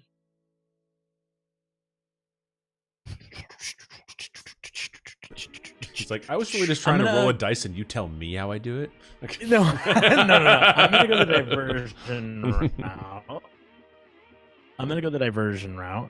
And actually, as I walk away from Leon and Claude, I turn around. Sorry, I turn around and I look at Leon and I say, actually, will you give me a hand? And I What do you like, need? and I look at Claude. Why, yes, I will. And I ask him, can I have a drink of your whiskey? Ooh, I don't know. I just don't know how much I have to. I just don't know how much I have to spare. As I was And a I pocket punch bottle. him in the face, and I start a street fight. What I want my distraction is going to be a street brawl. But just as I punch him in the face and kind of like tackle him, and I like as I'm like maybe like on top, kind of not hard, but like Yeah. softly kind of punching at him to like sell the look. I'm like, get others involved. I'm going to catch one of these training boys, and I'm like, Great. And I just take my pocket bottle, make it look like I'm gonna hit Leon right on the head, but just miss and go right. You're Leon, Julio. I'm Julio. Everyone's Yeah, Leon. Leon, and Leon today. Okay, like I'm gonna go hit that Leon over there on the street too. Jesus. A I'm real couple of Leons over here. 3 Leons. So many Leons. And so yeah, so I'm gonna make it look like I'm gonna take the pocket bottle, which is a full size fifth, and Full growler. make like I am hitting Hexam on the head, but act like I'm missing, and I'm just aiming it at just somebody that looks like that they could fight, that's not wearing a hat, right in the back of the head. Okay, I need you to make a deftness roll to see if you can hit somebody. I need Julio to make a bluff roll to see if Oh, maybe people- I improved my bluff today. yeah, to see if people believe that this is a real fight or not. Claude, are you getting involved in this in any capacity? If they're in like a grapple right in front of the post office, I'm just gonna Yes. push them off the sidewalk and just straight into the street, just so that way they are legitimately tumbling over each other, and that's about as So, far like- as I'm gonna go. Great. Okay. Okay. I rolled an let's- 8 on my bluff. Yeah, people think you're fucking fighting. They're not sure why, but there is definitely a brawl happening now. And then and that's when Julio starts to yell things like, "How could you say that about her?" And Excellent. then get people involved. Cool. Like, and then Make me that deftness roll for chucking your bottle. I'm using a red chip. Okay. He rolled a 4. Yeah, that's a 4, and I really want to make this shot. So again, a reminder for those of you at home, when we're playing Deadlands, you have a target number. That's the equivalent of like the DC, the difficulty check in D&D. It goes up on odd numbers, starting at 3 as like an easy. 5 is called a fair, so that's like the minimum in general for what you're trying to meet. And then it goes up in increments beyond that by odd numbers, depending on how difficult the task is. So you're adding your red chip. What does that give you? Oh, that means I get to draw another chip, huh? Yep, Yay. that's a 9. Yeah, Total of a 9. Yeah, you being a very burly dude, square in the back of the like square like in on the back. Call high or low. Low. Your bottle does not break, thank God, as it like Whew. bounces off of this dude. It just lands, and this dude turns around and is like, "What the motherfucking what the shit?" and starts like barreling towards you guys. It's like a big burly like rail line working dude. Claude, you kind of look and you're like, "I know this type." Why the fuck He's did you still get in the way whispering. of my bottle? Fuck you. Why the fuck you throwing bottles in the street? You want something? Fuck you. Hey, What's your Julio name? is like trying to back away. Julio's backing away, going, "I can't believe you said that about your mom." And then like kind of pulls away from it. Yeah, and your sister too. I'm gonna just great. You're gonna have to fight this guy while Julio leaves. So I'm gonna need... and as this guy just fucking barrels at me, Leon is just like watery cat eyes at Julio, just like, remember me, what I did for you. Please roll me. Do you have brawling? Absolutely not. Great. Then I need you to just roll me a straight nimbleness as your fighting check. Yeah, let me see how I'm gonna like finagle of something. I'm gonna bluff the DM into letting me roll something else here. You know what? Highly unlikely unless you're gonna pull a gun on him, but then he's gonna pull his gun on you. Julio looks at Leon and goes like, like, don't fucking let him die. Looks at Claude, you mean? I'm saying looks at Claude, yeah. I think I'm just gonna shrug and take another puff of my cigar. I'm just gonna like lean up against the post. 100% side eyes him like with the face says like, I know that you know. Motherfucker. Yeah, it doesn't mean I can't enjoy it. So here's the deal, bro. You can either roll me a flat, since you don't have brawling specifically as a skill, you can just roll me a straight nimbleness under your fighting. Or if you want to try to run and make this guy chase you instead, you can roll me a streetwise under smarts. I think I'll just do the nimbleness check. Right. I'm actually not that bad. It'll be fine. That is a 6. Congratulations, you beat this guy by 1 on your roll, which essentially means I'm gonna not make this like full true combat because that sounds like a pain in my ass and yours. Basically, what it means is you're able to kind of like tuck yourself, like as he comes barreling at you, you can kind of get the first swing in and get an advantage position on this fight as this guy tries to like barrel in and grapple you. And you're able to kind of maybe get your arm like around his neck first. It's not necessarily a good grip, but like you're kind of able to get a little bit of an upper hand on him. Yeah, and I kind of just like shoot Julio like the eye and just like, more? Yeah, I'm assuming this is like you kind of have this guy in the headlock and are choking him slightly as he is punching you in the stomach. Like this is not good for either of you. And I want to take and as I look and see Julio nod yes, I just want to take the momentum that I get and just try and drag us as a tumbling ball into somebody else. The next closest person. I'm trying to start a full-on brawl. No, that's already happened. You don't have to try that hard. So, yeah. Cool. You're in the midst of a full-on brawl that is now getting multiple people involved. Somebody tries to pick up your fifth at the same time as somebody else, and then they start fist fighting. Like, full-on street fight is happening now. Julio, you weasel your way out of this. What are you going to do? I am going to sneak around the back of Home Dude, of totally. Wasatch guys.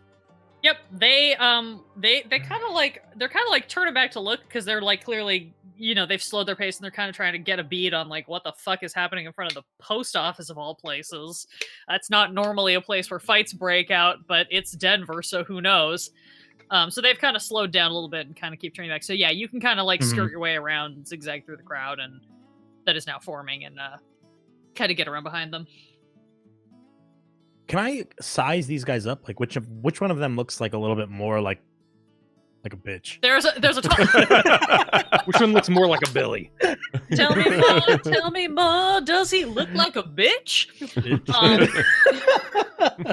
Yeah. There's a tall, skinny dude and a short, fat dude. This seems to be the weird model for all team-ups that they have, apparently, at Wasatch, is one tall, lanky guy and one short, fat guy together. Because comedy. You definitely feel like you could probably take either of them because the tall, lanky guy just doesn't have a lot of muscle mass, and the short, fat guy doesn't look like he could outrun you. So it's kind of a coin flip.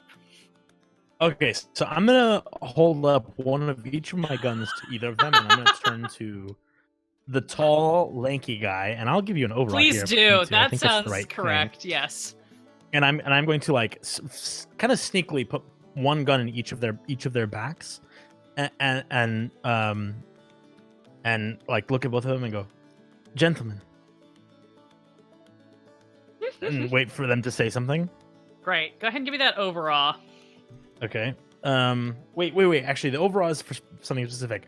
What I'm going to do is turn to the tall, lanky one and go, and like kind of sneak the gun under his arm and in like just like right here. Oh yeah, totally. You know, and I'm gonna go. Okay. Run. Perfect. Yeah. That's what the overall's for. Make me that roll. That sweet, sweet roll. 8. Oh hell yeah! These guys. Let's go. These guys are spies. They're not meant for fighting. Yeah, you'd like fully just walk up and like snub nose both of them in the back. They both freeze up. And just kind of wait. You see the like short guy kind of starts to put his hands up in a really subtle way, like where he's making sure that you can see them, but he doesn't want to draw attention to himself. You put your gun up into the lanky guy's chin, tell him to run. And he just kind of like nods against your gun. And he's like, now? He just books it up the street. Okay, and I grab the like kind of the scruff of the other guy's jacket and like Totally. pull him into the nearest kind of alley, and I do like a quick look over my shoulder to kind of see like I want to check Leon and Claude's status, like make sure that they're both either involved or that they're both at least good. Leon is locked in a death grip with this big guy. They're just trading awkward punches that are only kind of landing on each other because they're in a bad position. And Claude is, I think, leaning against the rails of the post Smoking a office cigar. and watching this fight happen. Yep. Lynn like pops her head out at one point, and then like just kind of pops back in, and just like quietly you see the side flip from open to closed. Okay. And I turn to this guy and I go, "Tell me about the man you're following." No games. Quick. I'm not following anyone right now. I'm going Okay, back what are you to doing Senator. on Mill Street? I'm working. I was asked to go down to the depot and collect some reports from the latest train that came in, and I'm gonna keep rolling over on this guy, and I'm like literally just gonna keep pressing him. Now I am the man with the gun. Now is not the right time to be lying and to be Sir, bullshitting. So choose your words Yep, carefully. I respect that weapon, and I would greatly prefer it to not be pointed at me, and I will tell you anything you want that I can tell you, but I am not following anyone. That is not my current assignment. I was tasked with information. Yep. The whole time I'm like doing this kind of thing, and I'm like, sit against the wall. Yep, yes sir. And he just like goes right up and like sits against the wall, kind of keeps his hands up in the air. Jank Tank, thank you for gifting a sub. Let's go. Let's go. Thank you, DJ Tank. And I say that to him, and then I go, there was a group of Wasatch boys following me not too long ago. Do you know my face? He looks at you, and you see his eyes get really, really big. And then I squat down and I put my gun into his belly, and I say, "Yes, that's what I thought. Now, tell me why."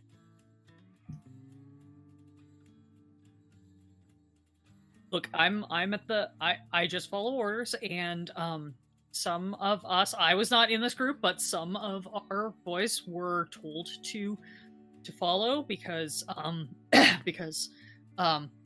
someone someone higher up, I don't know who, I don't have that kind of clearance. I don't know this. They wanted to know why you had left Denver. So they sent us out to find out where you had gone, why you had left, and then you came back. So there was no need to follow you, because if you're here, then we can keep an eye on things. But that was Okay.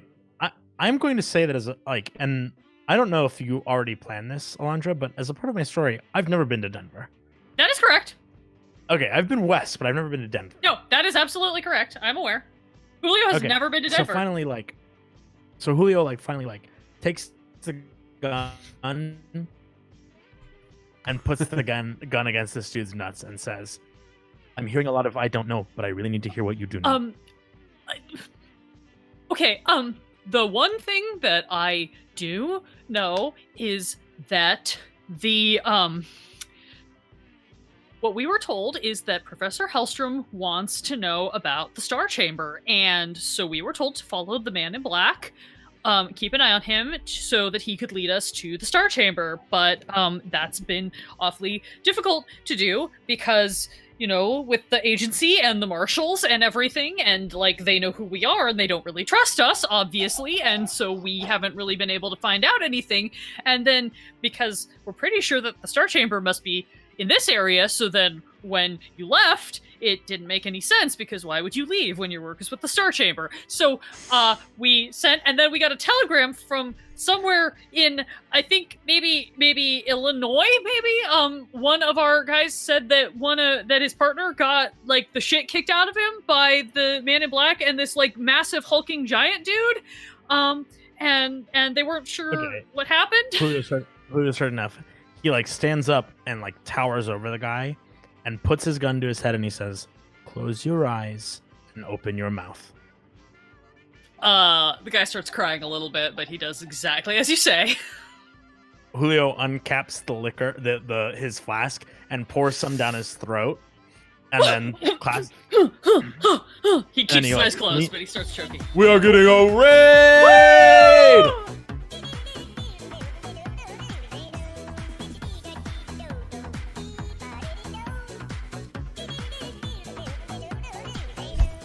Bangarang Bobby coming through with a bang-a-raid! What is up, everybody? Welcome to the Torpid Gaming Network. If you have not gone and followed Bangarang Bobby, take a couple seconds out of your day. Go give them a follow. What were you guys streaming today? How's the campaign? Give us the one-page synopsis of your story today. But guys, I hope your stream was amazing. If you're joining us for the first time, we are the Torpid Gaming Network. We are playing Deadlands. It is a Weird West tabletop RPG. We are in the middle of a very weird Denver, which is not like any Denver we know, but we're getting through it. We are a variety channel. We are live 5 days a week. Tuesday, Thursday, Saturday, Sunday, Monday. Right? Yeah, nailed it. First try. Wish I could be that high. Welcome. Nailed it. Did it. First try. Yep. Always first try. Every time. Never fails. Yeah, this guy's choking on the liquor, and you definitely notice. You're not sure if he spilled liquor on him or if he started to piss himself in fear. Could be. And I kind of I pull my gun off his head and I tap him on the face, go home and kiss your wife. And I ghost right back into the crowd. Totally. You hear, you can hear as you go, you just hear him scrambling to his feet. It's that almost cartoon, you can picture his feet spinning under him as he tries to get up, and he just goes booking it down the alley to the next street over, away from you. And then the next thing I'd like to do is walk over to Leon and Leon's fight and pull this guy off of Leon, and I will flash the steel of my gun. Totally. You know what I mean? I'll both my guns will be holstered, but I'll definitely have my hand on them and look as I pull the guy off, look at him, and I'll roll another over. Either roll. If you're gonna physically try to grab him, go ahead and just roll me a strength. He rolled really badly, so don't worry about it. Nimbleness? It is by itself. It is its own category. It is under your smarts. Oh, yep. I see it. Yep. Oh, I don't think I will roll well. Oh, I rolled a 7. Yeah, no, you like fully just like despite the fact this dude is gigantic, you are fully able to just kind of like hoist him out of this fight and like pull him over, and land him in such a way that he's like, you like land him like looking at your gun. Mm-hmm. And I'll like hand I'll give Leon a hand to pull him up, and I'll put my arm around him, and we'll walk over to Claude. You hear this dude being like, "What the fuck? What did you say about my mom?" Look, I said she was a very nice lady. I don't know. Why would I ever insult your mother? Why?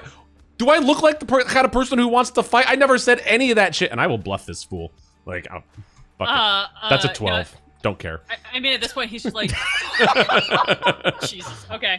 Yeah, no, at this point, he's just like, fucking little bitch, ever see you again?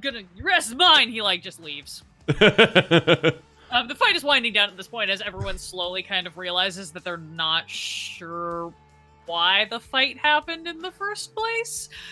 Also, everyone just kind of stops and disperses, and you kind of get the impression that this is kind of standard fare for Denver. Yeah, it's actually a little unsettling. Everybody should make me a vigor roll. Yeah, I would love to do that, but I also would like, really as this fight was like winding down, I want to like clock to see if I could see anyone that might think that I would think that they might be part of the gang or the agency as well. Which gang are you referring Jesse to? James gang.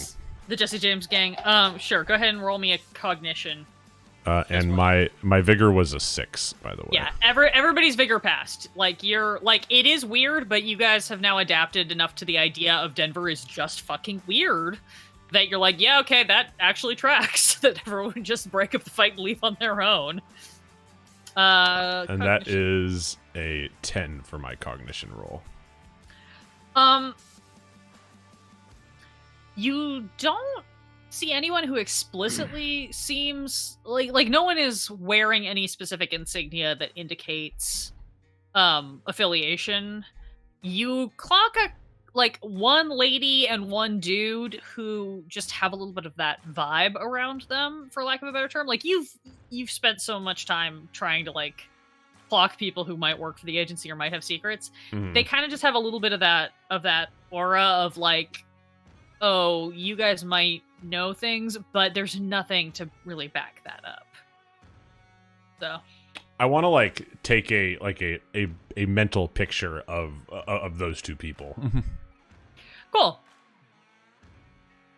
I will say that you have done that, and if they show up again, I will let you know that it is them. In the meantime, that he's doing that, I pull him up, walk over to Claude, and kind of hand him my flask, which is actually my tertiary flask. Julio just always carries 3 flasks. I really love that this entire campaign has just become like Drinking Simulator 1876. It truly fills me with joy. No, I hand him my flask and I say, now you've earned the right to drink from my flask. And as I grab the flask, I do like a quick like look, like, where did the pocket bottle go? Is it on the ground? Does somebody have it? No. A couple people, everybody who tried to grab it got into a fight over it, so it has now been abandoned. It is just there. I take a quick drink. Thanks, but my heart's over there on the ground, and I hand him and I go back and grab the pocket bottle. And then I'll look at while Leon walks away, I'll look at Claude and I'll say, "What do you know about the Star Chamber?" Never heard of it. Well, it would appear that is why I'm being followed. Or somebody that looks a lot like me. I wonder if he's as good looking. What do you know about the Star Chamber? I've never heard of it. Sounds like a smoking club. Do you think so? Yeah, I hope so. I mean, I'd prefer that rather than, tunnel full of ghouls.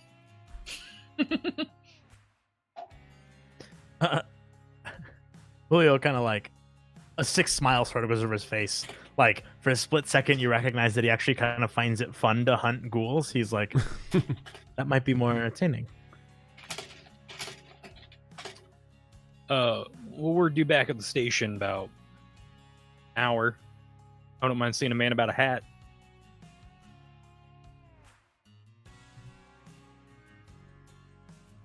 Right, and I need to talk to a man in black. Maybe they're one and the same. And like, you know, Julio makes a point of kind of dusting himself off and like checking his shirt and like finding his deck of cards and pulling them out and putting his flask back in place and just like completely transitioning back to flicking the card. Like he's now like again fun-loving Julio. BLT, man, thank you for your resub using Prime Gaming. BLT. What?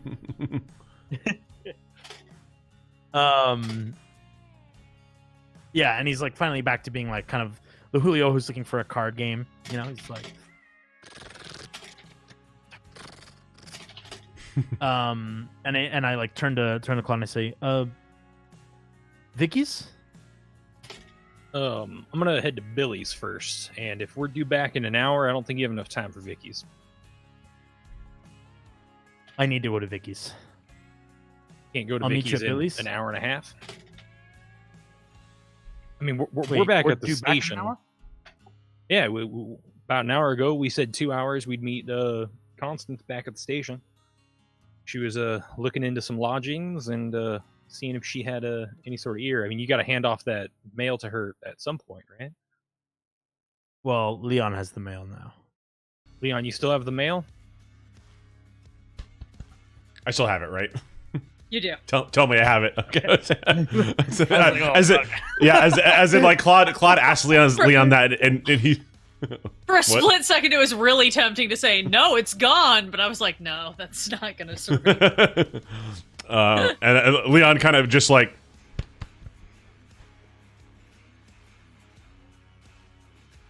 yeah, it's right here. So yeah, we still have orders to drop that off in an hour. If you don't want to head back to the station, that's fine. Just hand that off to me, and I'll catch up with you whenever. And I assume Vicky's is going to be longer than an hour. I'll keep it short. Right. And then he makes a point of like twisting the cards, rectangle over rectangle so they look like diamonds. And he goes, "This one's just business." And he like puts the cards back in his vest pocket. You know, that doesn't like settle anyone. They're either impressed or nervous. And he goes, "No, I'm just nervous." Right. Yeah. You going with him or are you coming with me? As like while Julio was doing the card trick, I think Leon has like just unfolded the telegram and is just already reading it. So like before, this is just like a telegram on slip of paper. So yeah, it was like folded in half when it got handed to you, but you can easily just open it up and read it. And it says, double check my thing. That Leon's such a troublemaker. No, Execute him on sight. it says, He's a good boy. no, you're gonna like this even less. Ah, okay. It says, Ghost requires report. Respond immediately.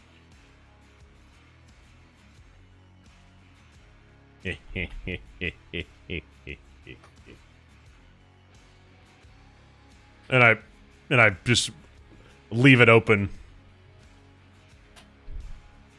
Yeah, I'll Right go to ahead and Claude. take it and immediately fold it in half without reading it and go ahead and put that in my pocket. Right, I'll find you at Vicky's. And I'll head to this train station via Billy's / the blacksmith's, and I'm gonna stop in and buy a couple hats. Yeah, you can totally stop in at Bobby's. He's got all kinds of hats. He's the haberdasher. It's a real small shop, but it's like real fine quality work, so you can absolutely stop there and get, I'm just gonna say, pretty much whatever you want. Sick. I'm gonna get 2 high desert hats, so they're the nice like little circle with the little like semicircle inside. Yep. Nice big rim. I'm gonna get 1 in black, and I'm gonna get 1 in ox blood. And the ox blood will go to Constance when I meet back up with her because I know she lost her hat. Delightful. She did abandon her hat way back when, at some point. Cool. Great. Let me double check to make sure I'm following the arc. So you are going to Bobby's and then you're headed to the depot? I'm headed to the depot to wait to meet Wait up for with the meetup. Constance again for Cool. the meetup, where I will hand her her letter and inform her that Leon read it, and then that no one else has, but he's probably told Julio about it, and that we can meet up with them at Vicky's, because I do not believe they will take less than an hour. I mean, Claude it is such a little bitch. It's Well, also I also saw them 11:30 walk. a.m., so like Yeah. I also knows? saw them walk the wrong way and didn't correct them. God bless. Yeah, you have home turf advantage here in Denver because you've worked here. I don't remember if we actually established that on your stat sheet, but I believe I gave you home county knowledge you did. because you've worked here. So I like that this argument is happening in real time and in the chat. It really fills me with glee. Cool. Yeah. Roll me a cognition roll as you get to the depot after you have picked up your hats. Sure thing. Straight cognition, or do you want search or scrutinize? Give me a straight cognition since you don't know what you're looking for. And if it's site-based, that will be an 8. It is site-based. That will be an 8. Great. Yeah, you get to the station and you look around, and one thing that catches your eye is the posted timetable for all of the train lines.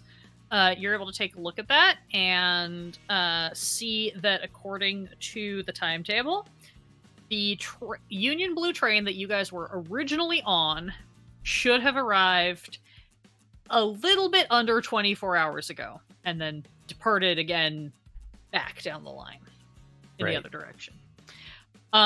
You also see that there is a Black River Line train due at about 3 p.m. today. Right. And there is a Wasatch train due around 7 p.m. today. Great. Writing it down, writing it down.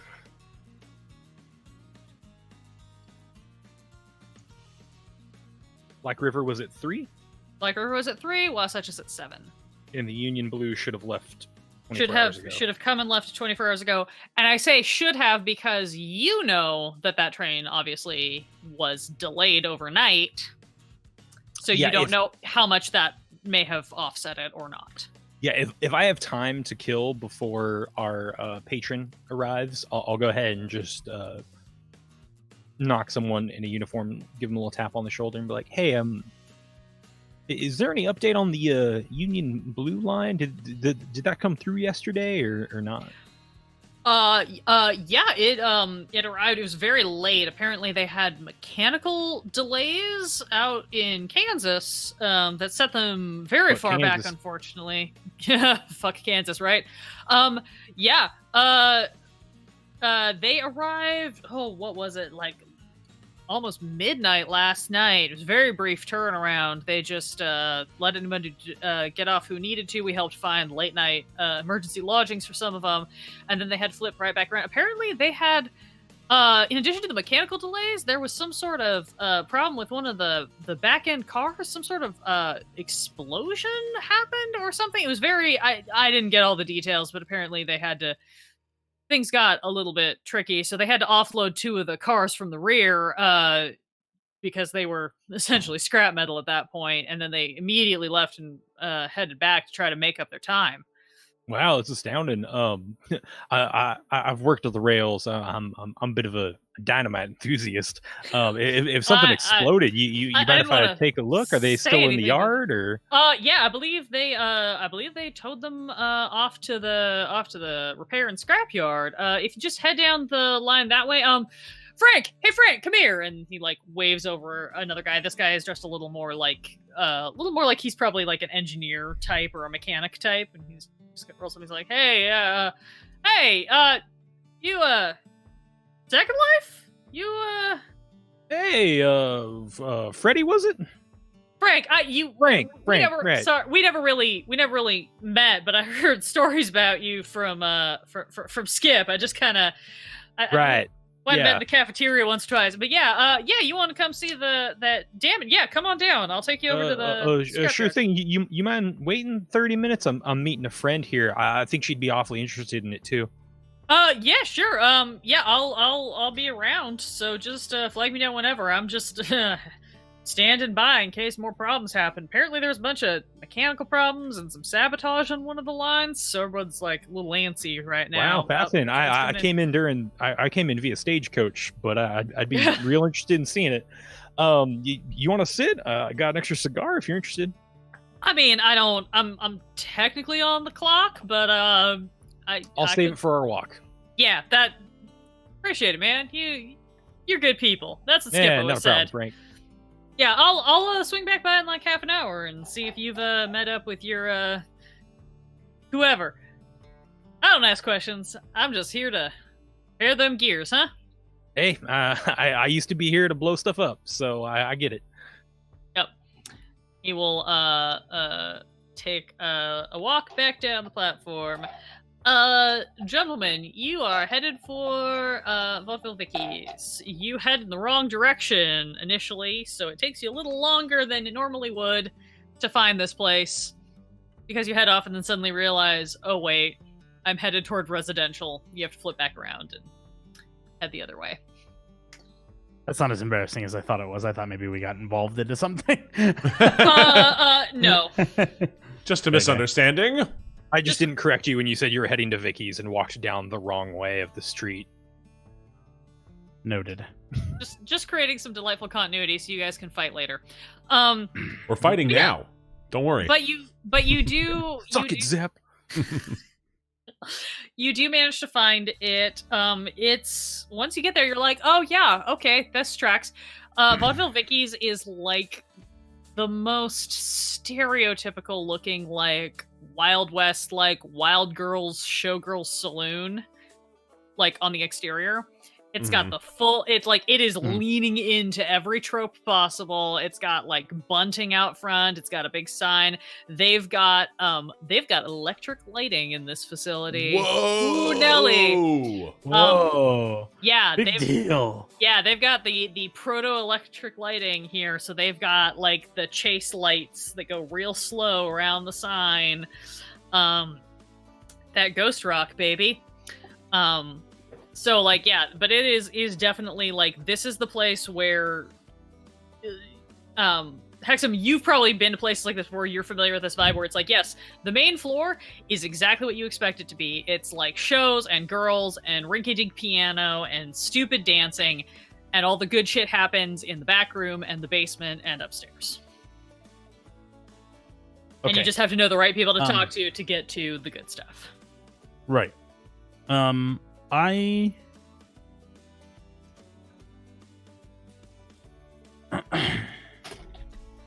walk in. Is there like a hostess? There's a bouncer at the door. Great. I walk up to the bouncer and look at him, and I just kind of look to him and I say, a table for two, please. A little early for you to be drinking, yeah? Yes, but preferably I'd like to be seated with Elena. Lena's not on until 4. You want me to reserve you a spot? She didn't mention. What time is it now? It's like 11:30 a.m. You're supposed to meet we're supposed to meet supposed to Constance meet at like Constance. noon.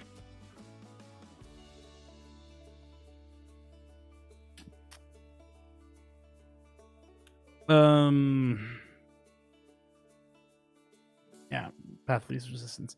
Yeah, reservation sounds excellent. Great. What name should I put in for you? Miguel. That's a new one. All right. Knew how. He just kind of gives you a grin and winks and like, right, I got you. Miguel. Mm-hmm. Julio, like, unfazed, is just like, yes, Miguel. Yes, sir. I will let her know that you stopped by, and I will make sure she reserves a place for you. You want the basement or the back room tonight?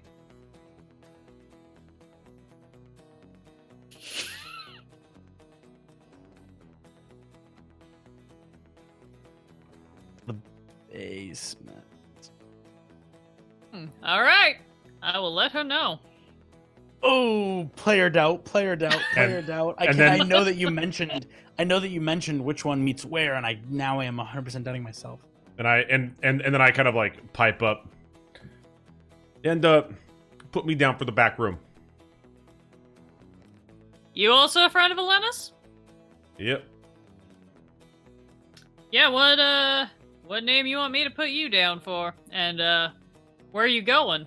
Basement, back room, upstairs? Chuck, back room. Chuck in the back room. That sounds about right. He looks back over to you, Julio. He with you? He's an associate.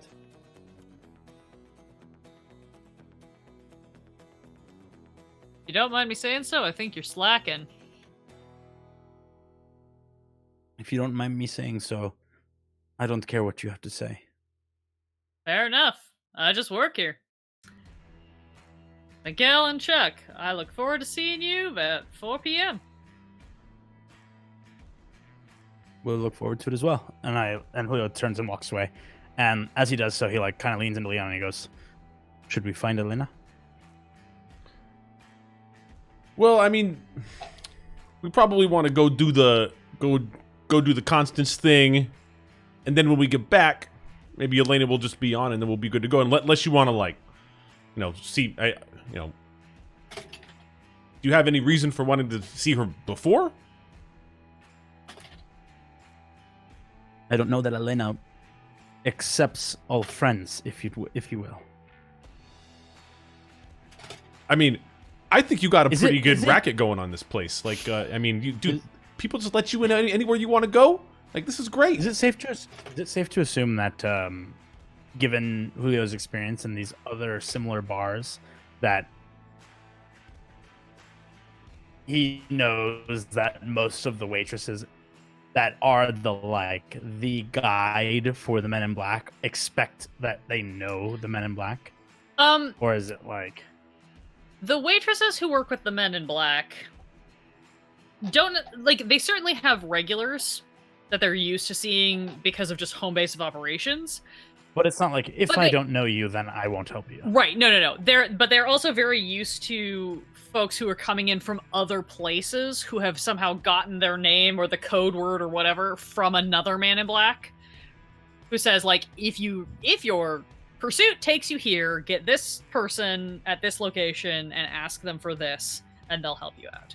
So it's not going to be a hard no All right. if she doesn't recognize you. Okay. So then in that case, I will. I'll turn to Leon and say, no. Perhaps we just take the chance. Yeah, no, that sounds good to me. Maybe before we do, maybe we can go find someone who can tell us who you are. And he like pokes Leon in the chest. I'm Julio. Pokes Julio in the chest. And I was like, yeah, Leon. Leon. What you said. Why did you just say Leon? Like, And I made such having a an point of identity crisis. labeling everyone's names tonight, and it didn't even matter. We're using fake names. We're calling I'll by say, each other's names. I have a giant. Literally, I'm looking at the overlay in real time, and like that's how I'm interacting with you guys over VC. And there is a big button right underneath Nestor that says his name is Julio. So I have no excuse. Yeah, it's like It's almost like you designed the overlay. Yeah, I know. It's like it's almost like I made it, and I still fucking can't remember anyone's name. Look, I respect it when you guys can't remember which NPC is which because there's like 100 of them and they all sound the same because I can only do 4 accents. So I get it. Oh, stop! But But when we fuck ourselves, when we fuck our names up, you're not sympathetic.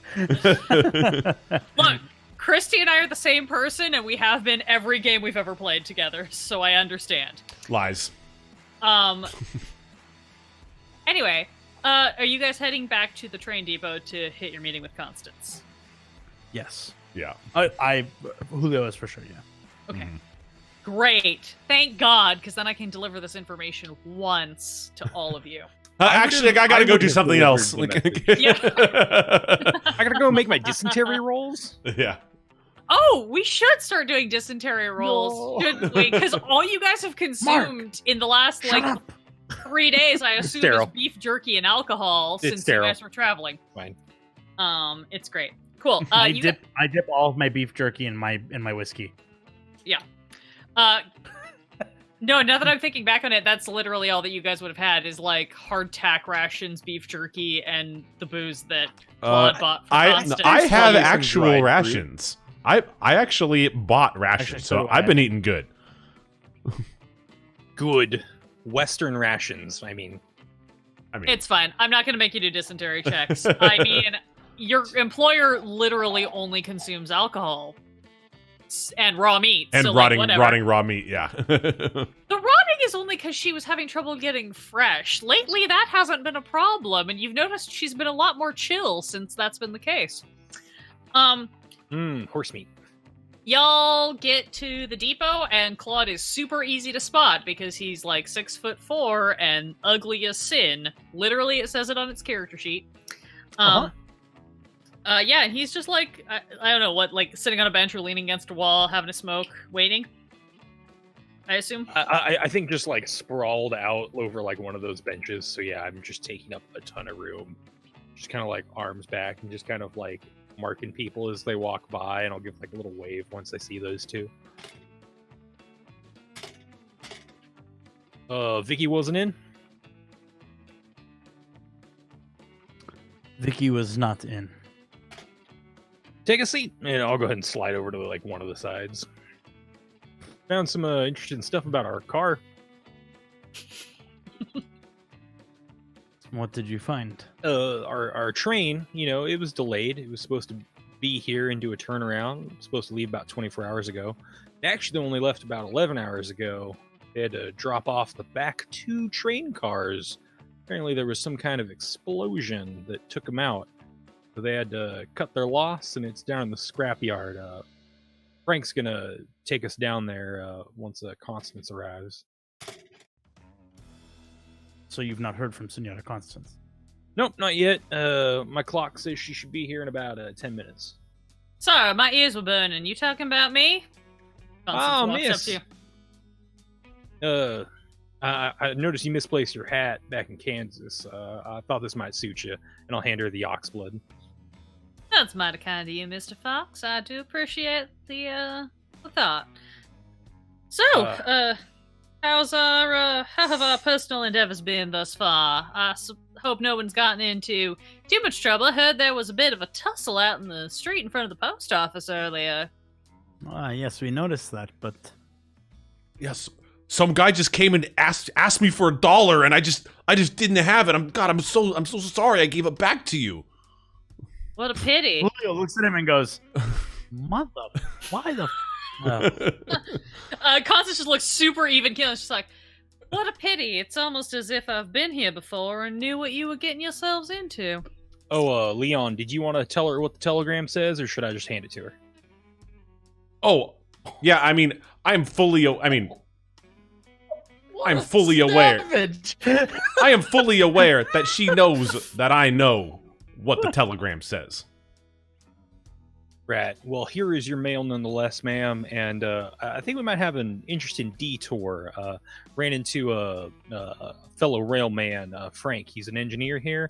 Says he's willing to show us the 2 exploded cars from the Union Blue Line that came in about 12 hours ago. So thought it might be worth a look over and see what trouble we avoided by getting off the rail. What? Well, that sounds like an interesting diversion, if nothing else. She unfolds the telegram, reads it real quick, and you see her just like for like a split second, you guys see that thing happen where her entire eye just goes fully black. Like her eyes go fully black for like a second and then just blink back to normal. And she like quickly folds it up and just tucks it into her pocket. Well then, this Frank, you said? Yeah, he's a engineer. He's heard about my exploits from an old friend and was willing to take a walking tour down there. I think he can accompany the four of us. Sounds excellent. I look forward to it. That is concerning, so I should be delighted to find out what that really means.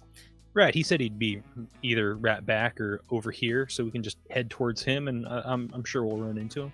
Of course. I'm in no particular rush. I have not gotten any news about train I may be waiting for yet, so we're still in a holding pattern as far as my business is concerned.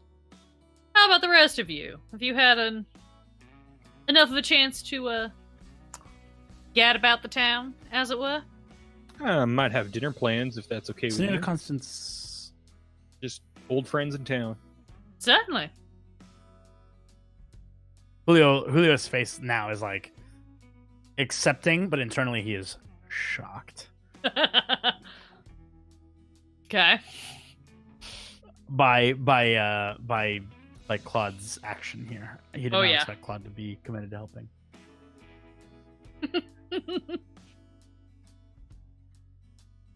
About maybe 2-3 minutes later, Claude, you're able to spot Frank kind of pop back out of whatever he's doing, and he kind of just looks and he like gives you kind of a wave. Yeah, I'll go ahead and just jog on over to him. But I'm sorry to spring on two more, Frank. You don't mind? These are my coworkers. No skin off my nose. Like you ain't doesn't affect my pay any, and as long as you're not gonna dime me out if we smoke on the way there, then Hey, not at all. Take an extra, and I'll give him a second one to save. You are a saint and a scholar, Claude. Let's get going then, shall we? Absolutely. And Frank will lead the whole party down.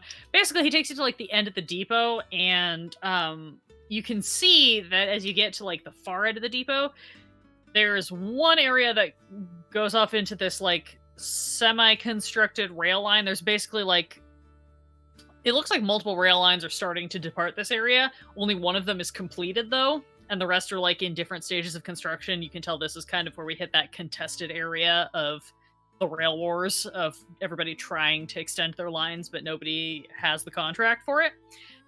But if you veer to the other direction, you can see there's just this whole area that is just a bunch of like big parked train cars that have kind of been, there's like a track that leads off there, and this is clearly the like storage / scrapyard where they put the stuff that needs repair or the stuff that needs to be parted out or whatever.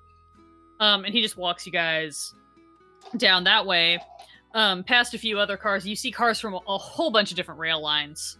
They've got the different labels and things. Takes you toward the back of the group, and you see your sleeper car and the car that you know is the next one up from it, which was just mostly like a baggage storage car, because you guys were on like the very, very end of the train. And it definitely looks like, essentially it looks like what would have happened if somebody had planted dynamite on the juncture between the two, but miscalculated the load. So, like, the back half of the baggage car and the front half of your sleeper car are just, like, shattered and blown to smithereens.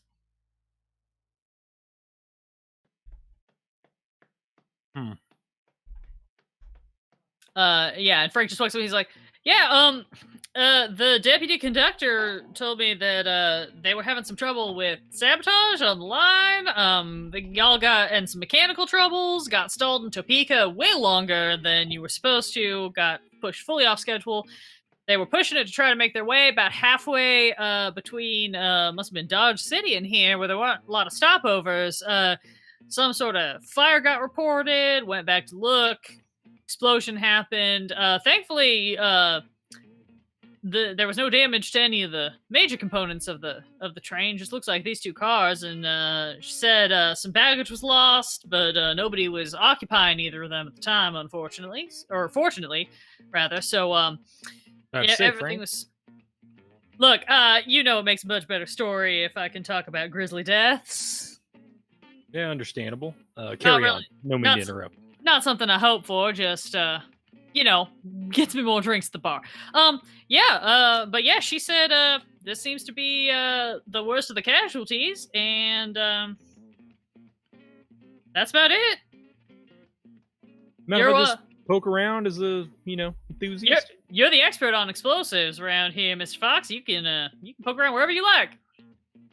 I would actually like to get in there and see if I can garner about what load was maybe used to try and like break these apart. I do have the demolition skill if you'd like a roll for that. Go ahead and give me a roll just for funsies. Because I like making you guys roll for things. Oh, He's a hell god. yeah. He's a god. That's actually a 13 because my modifiers are off. Yeah. You can absolutely tell right away. You're like, oh yeah, this is what would happen if somebody put one stick of dynamite in the back of the baggage car and one stick of dynamite in the front of the sleeper car and lit them off at the same time to make it look like someone was trying to blow the coupling, but they don't actually want to do damage to the coupling. Because as you look, while it's charred, the coupling is clearly untouched, which is how they were able to get all the way into the station without them separating. This looks like it was somebody trying to do cosmetic damage for the sake of making an excuse that something bigger was happening. You also notice, actually, make me a cognition roll. Absolutely. This is sight-based, so you can add that modifier. That will be a 16 after my modifiers. Oh, you totally does it. You also notice that,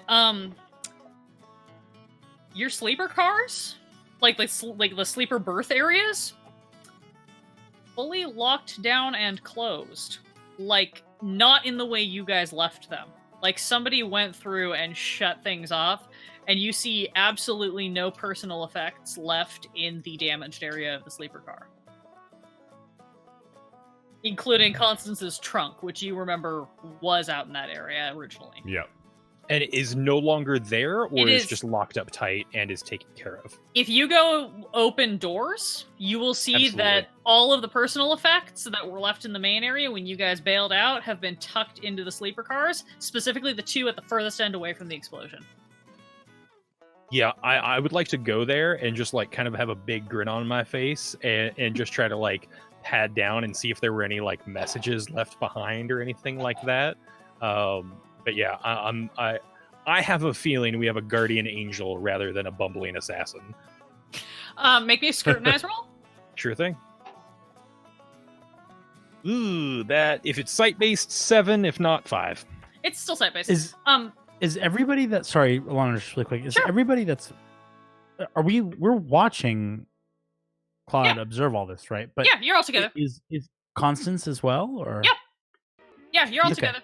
She's Yeah, Okay. I think too. I'm just going to be mumbling pretty much all of this like under my breath. So if you're like following me along, I'll be able to be like, oh, this and that, and oh, Yeah, let's check yeah, this, and I think you hear guardian angel, and go bumming around BLT man. Thank you BLT, for the thank 40 you. bits. I counted all those on one by one, and it's 40.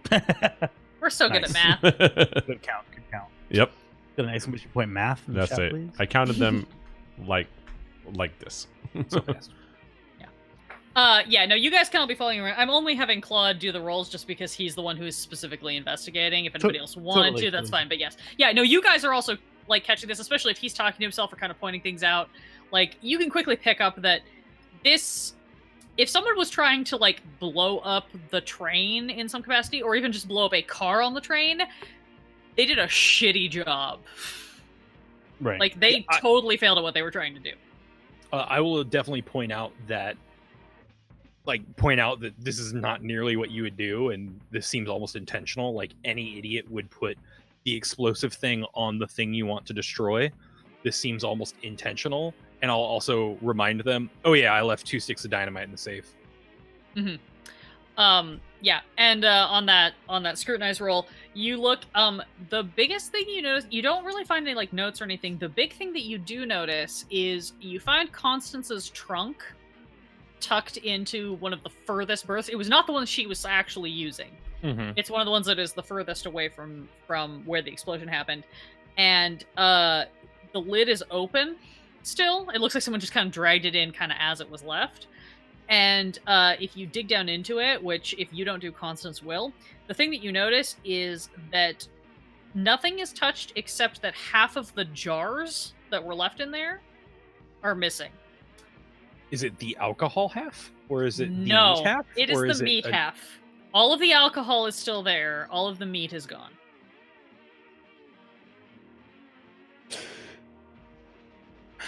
That adds a new level. One, they got rid of it due to the smell. Two, someone else was hungry. Oh, I have a strong suspicion that it was just to make sure it didn't draw any untoward attention. Based on everything else that seems to be going on here, what you've just indicated, I think you may be correct, and I think I may be in debt to someone. Hey, she's a good one, at least in my book. She hasn't dimed us out yet, so... There's a lot.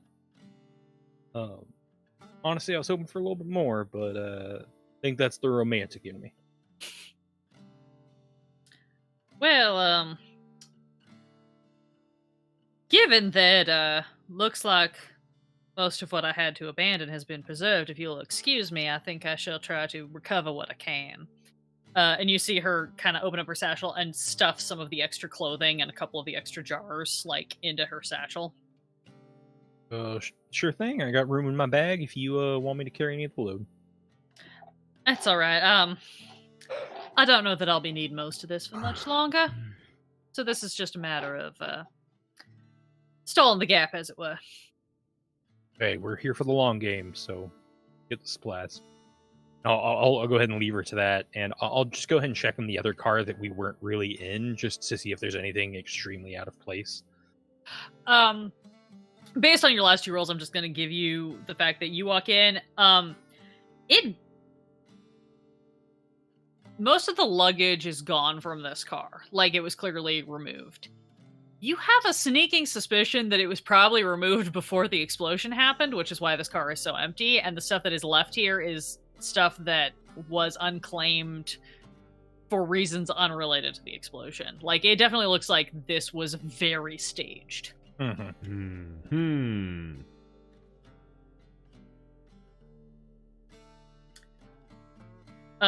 This whole time, Frank is just kind of like waiting a few yards away. He's enjoying this like cigarette or cigar, whichever you gave him, and he's just like having a smoke and really enjoying the fact that he can smoke on shift without it being a problem. I think I'm just gonna go ahead and hop off the train after I kind of see that. I'm like, hey Frank, Yeah. honestly, checking this out, one of two things happened.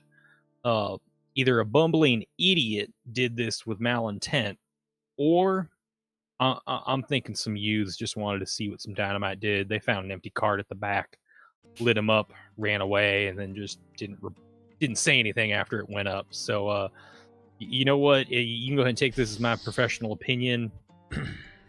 Like, completely unintentional, no sort of malfeasance. Honestly, I'd say, follow up with the Blue Union line. They should be able to get full insurance money out of this. There's no malfeasances here. Oh, that's great to hear. That's more or less what the inspector said when she dropped him off. She said it seemed like it was some sort of like not suspicious in the normal way, but suspicious like some kid just got up to something. So good to hear that your opinion matches up with that. So either a bored kid or a stupid drunk. Yeah, that sounds about right. How long are you staying in town? Not sure. Day, maybe two. Ideally passing through. Denver gives everyone the heebie-jeebies, but while I'm here, you What's the lay of the land right now? You got any rumor mills? You got some like what easy work coming in? I mean, work's work. I repair the trains when they tell me to. Rumor mill's going crazy these days. Although I don't know that I'm the best one to report about that. Hey, you're talking. You're easily the best one, Frank. You gotta give yourself some credit. No. I mean, the big talk is mostly just like there's been some.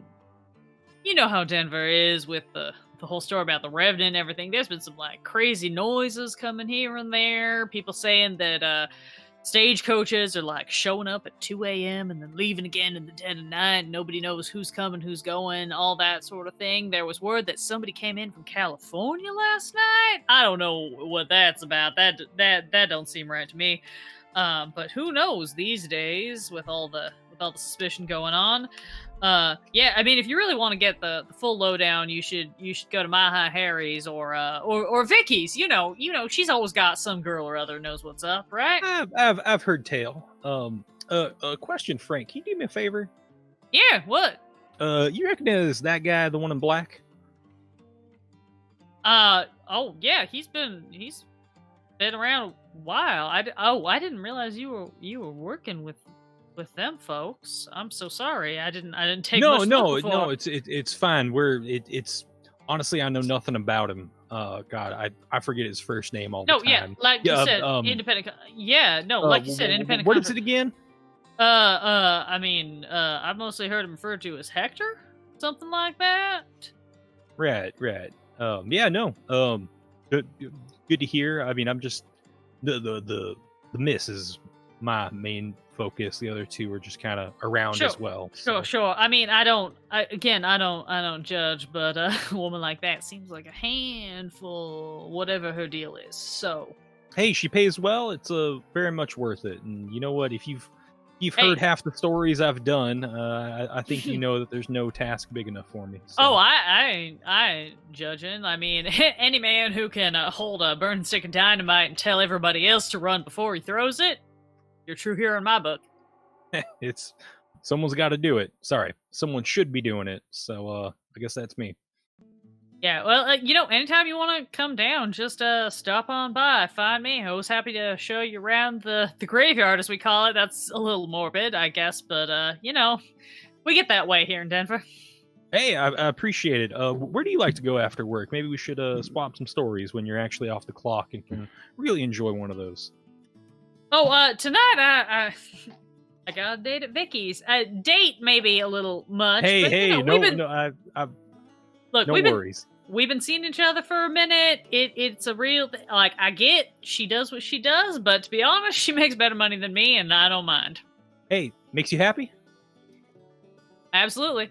Great. Be a gentleman, and I think you're in the clear. Yeah, I'll see you around if you stick around. I appreciate it. I think these two. I think these ones are just gawking, and I can see ourselves out of here if you want to get back to your duties. I mean, I'll finish this off first, but yeah, no worries. Thank you kindly. I know you know your way around. Stop by anytime. If anybody questions you, just tell them I gave you the okay. Yeah, sure thing. I'll go ahead and pat him on the shoulder and head over to Julio. Totally. So, Hector mean anything to you? A name I've heard. Yeah, well, it's supposed to look similar to me. Frank over there clocked you as a Hector. Says he's seen plenty of you, but if I remember correctly from our ride on the train, you ain't never been this far west. No, I've been further, but never to Denver. Sorry, this far west and north. My apologies. Hector is the friend of an acquaintance of ours. I can't remember her name. Alandra, fill me in. Paloma. Flores, the lieutenant who was in charge in Topeka. Yeah. Yes. Do you remember Senora Paloma Flores? I have no idea who you're talking about. Oh, the one who is the lieutenant, but we're her friends, so she's Paloma to us. Great. Yeah. Still no idea what you're talking about. You don't remember that at the water trough at Dodge City? Fuck. Claude, the only thing you would remember was this conversation that Julio had when you guys had first gotten out of the mine, where he talked to someone on horse for a minute and then did not get you guys horses, and you guys still had to go con them out of the vaqueros. Oh, yeah, the lady who made us walk. What does she have to do with Hector? No. I made you walk. Oh, so I should have a beef with you? If now is the time, fine. But the point is she knows Hector. In fact, her and Hector are old friends. You know Hector's not And- that uncommon of a name, right? There might be more than one Hector. Not one that's this good looking. Yikes. There it is. Right. Keep a note of that. Continue. Look, the point is, there is somebody who looks like me. And it's not the first time I've heard that. Between here and Chicago, it is not the first time I've heard that. I don't know what I'm looking for or why I'm looking for them. But I think it's time that we found Victor. Yeah, well, hopefully no one comes looking for Hector and finds you.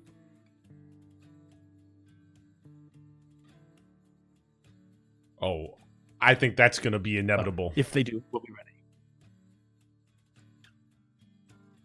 If they do, I'll be ready. Hey, as long as it ain't the Revenant, I will be too. That I cannot guarantee.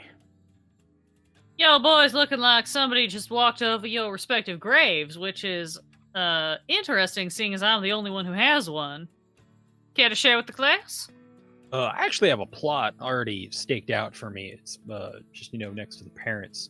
But in regards to the conversation, you mentioned recognizing our compatriot here when we first met. You been through Denver before? Once.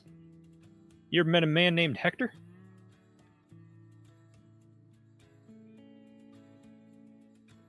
I have to see what role this would be, because it's the equivalent of an insight, and I never Scrutinize? quite sure. Scrutinize, I guess, would be. I think scrutinize is the go-to. I think that's what we've usually done, is Scrutinize, scrutinize. Yeah.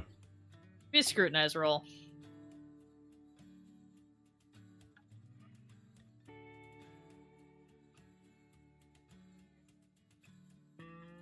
Watching for the ping. I'm not going to get it, am I? What'd you get? Because it's not pinging for me. Oh, a scrutinize from me. I thought you were waiting for her to roll. I got No, you garbage. I got a 3. Cool. Yeah, no, you just watch her kind of look at him and be like, I heard the name before. I mean, it's not an uncommon name, but Hector of Denver. I mean, I've worked with many folks out of the Southwest and from over the Mexican border. Julio Hector- finally Hector? turns and goes. Julio finally turns to Constance and says, "Sorry, a door just slammed loudly in my house." Okay. And says, "They know about the warning you gave me, Senora." Ah, I see. At a time when there are few friends in the world, it is best to make sure that the ones that are close to you will have your back. Touching. Don't make it something it's not. Hey there, friend. I can see we are all still on excellent terms with one another. If the terms were on edge, then yes, perhaps excellent terms is fine. But the point is, regardless of what any of you happen to be experiencing here in this train yard, there is somebody out there looking like me that is getting awfully confusing.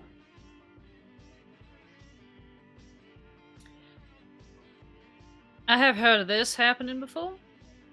It's not particularly common, but it has happened where two individuals are mistaken for one another. And, it can certainly cause difficulty. The best hope I have is that whoever this Hector is, that he is also on our side.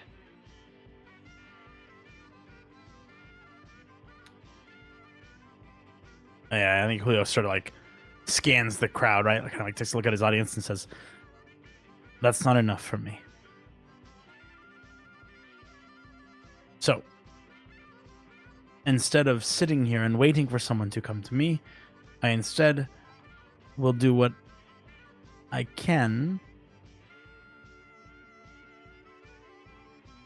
and will find my way to them. If you'll excuse me, Senora, is there anything else that you need from me this evening? I don't believe so. But, Mr. Juarez, please do take care. I should hate for anything to happen to you while you are still under my employ and therefore my care. Of course, Senora. And he'll walk away. And Leon kind of like walks and follows him just with a well, I can't shy away from a good mystery, and let's go see what this guy's got.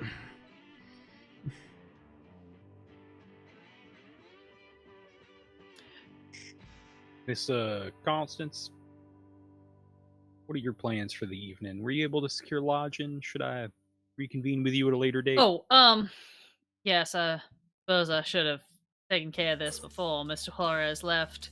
I have secured us lodgings at, doesn't matter which hotel, she'll tell you which one. Great. Full rooms, as is standard. I will be perfectly frank, I will be staying near the train station. It does not appear that I have gotten any messages regarding the train that Prudence is supposedly on, nor does that line seem to have come through anytime in the last 2 days, which is mildly unusual, but I think I understand why. Yeah, hiccups here and there. I mean, we were talking about the Black River line coming in at 3. Yes, that would be the one that I'm hoping for. I'm very much hoping that that is the train that she's expected to be on, rather than the one thereafter. My associates have done their best to cause disruptions and delays, such as will not be noticed, but will allow me to get ahead of said train, and I will be waiting nearby in hopes of interception. Would you like a hand with that, or do you think your subtlety might be better than our collective power? I think if you have other things you wish to attend to, Mr. Fox, you should go do so. This may be coming close to the end of our partnership. Right. Well, I will see you at 2:50. Thank you very much, Mr. Fox. Are you in need of supplies or petty cash for the rest of your afternoon? You happen to cross the doctor's office? 2 doors up and 1 block over from the post office, I believe. Appreciate it. I'm gonna go see a man about a remedy. Certainly. Abs are killing me these days, but I don't think I've got the time to go under the NAF. Fair enough. Yeah, and then I'll just tip my new hat to her new hat, and I'll catch up with the other 2 real quick, since they seem to have stormed off. Excellent. Julio, where are you heading? I assume it's not early enough for me to head back to Vicky's. Yeah, you're gonna need to kill a couple of hours. Okay. I would like to find my way back to Betty, right? Betty Ryder? Bonnie. Bonnie Ryder. Shit. Too many I'll remember that names. by the time I go see her. That's the game. Cool. Bonnie You're gonna have to right. either ask around or make some sort of, I don't know, tracking, scrutinize, something check to track her down. You do know that the last place you saw her heading was the stables. I'll take scrutinize if you'll give it to me. Sure. I feel generous. Take a scrutinize roll. Yikes. 3. As you kind of get you head back to the train depot, you step out, you kind of look around the street, you look in the direction of the stables because they're very near the depot. You don't see her particularly.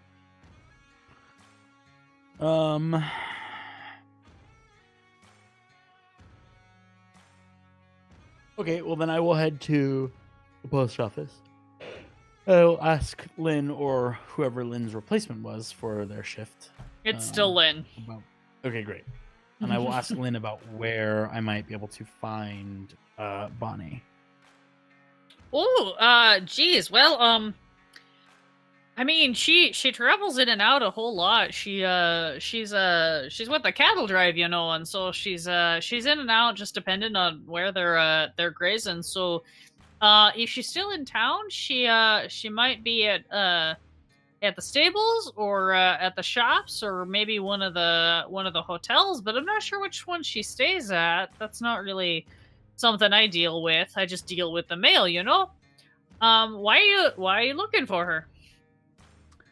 Well, I'm hoping that maybe she can talk to me about some of the other people in town. Oh, You see, there seems to be a wave of people confusing me with another man in this town.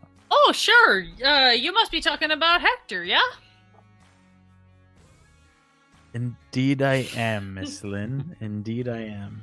Yeah, no, I mean, if I hadn't known better, I would have thought you two were twins, but obviously you're not. You're much more handsome than he is.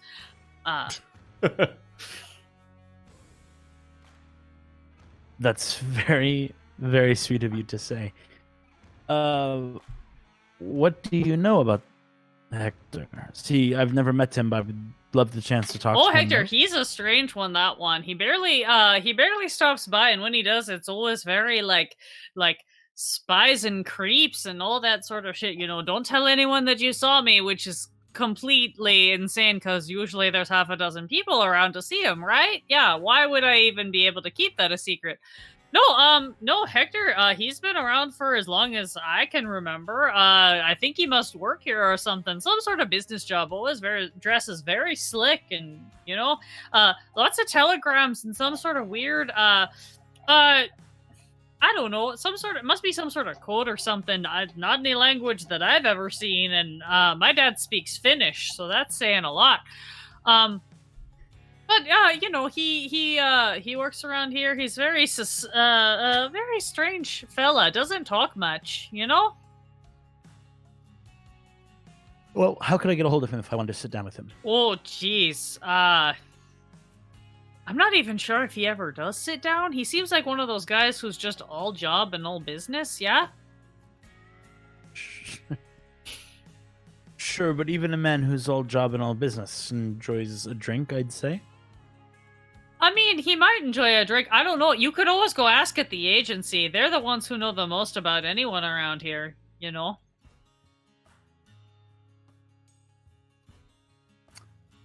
I don't think the agency has an interest in seeing me. Oh, that's strange. They seem to be pretty welcoming to everyone around here.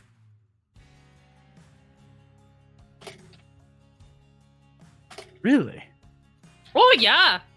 No, the old agency is always happy to take people in. I think, I mean, look, if we're being honest, I think it's probably because they're hoping to get information out of a people. I mean, when you work for a place run by Alan Pinkerton, obviously you're trying to collect information, yeah? Leon can't help but like hold in just like he scoffs when she's like, oh, they take anybody, and he can't hold that in. Yeah, I mean, I think Julio's 100% kind of like, are you high? Like, what? Sorry, Miss Lynn. Why would I?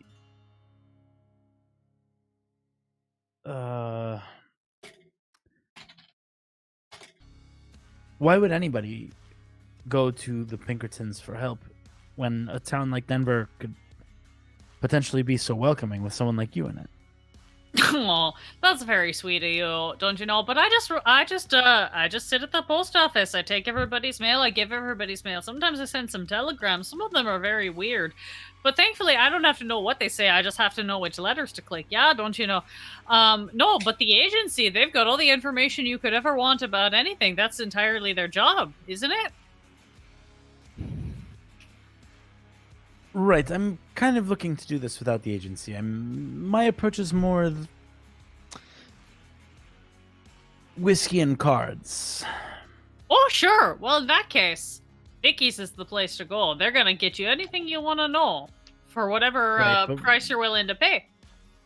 But Vicky's is closed until then. Where could I find another game of cards? At noon 30. Oh, geez.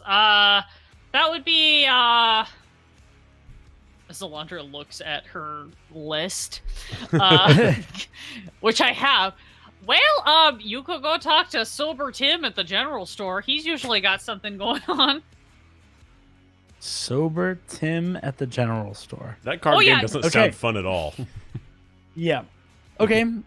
Thank you, Lynn. And I will head to Sober Tim at the general Great. store.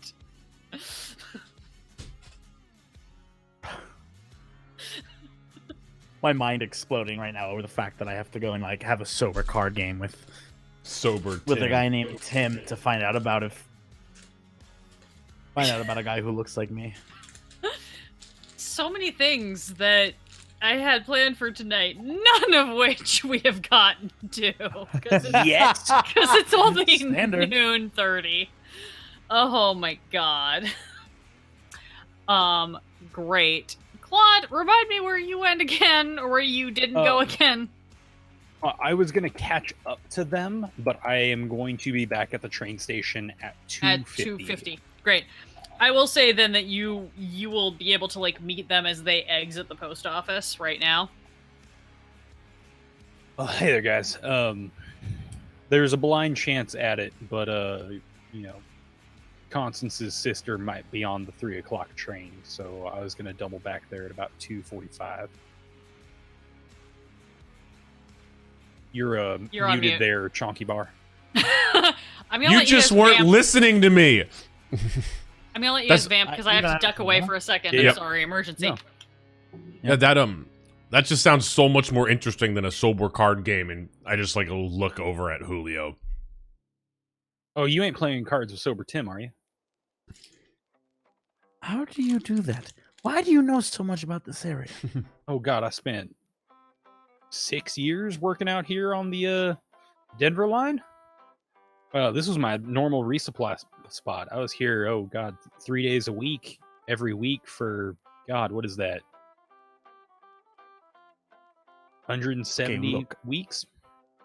Apparently, Sober Tim is a better place for information than anywhere else we can get until we get our reservation at Vicky's. Fair enough. I mean, okay, Oh. so Sober Tim, he's at the general store. He has a general knowledge of everything as well. I mean, most people go through him, so he has, a lot of cursory knowledge. I mean, Understood, but what are you trying to learn? You just want to know about Denver? Like, who my evil twin well, is? hey, we haven't figured out if you're the evil twin or not. So, I mean, that guy might be a saint compared to you. Okay, fine. Who my twin is? I think he might just be I think they call it a doppelganger. Right. Because you guys Just don't like I share said. a mom. Do you? Are you adopted? Do you know if you have a sibling out there in the world or anything? Visibly annoyed.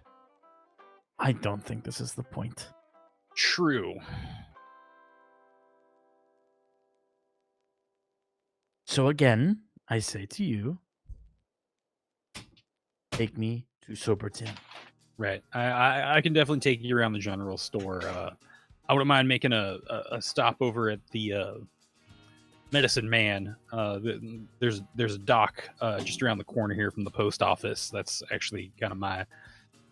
Still got some ache and pains. It's on the way if you don't mind a small detour, but I can give you directions too. I don't know. All right. Well then, to the doctor's office we go. Leon, you seem quiet with your darting eyes.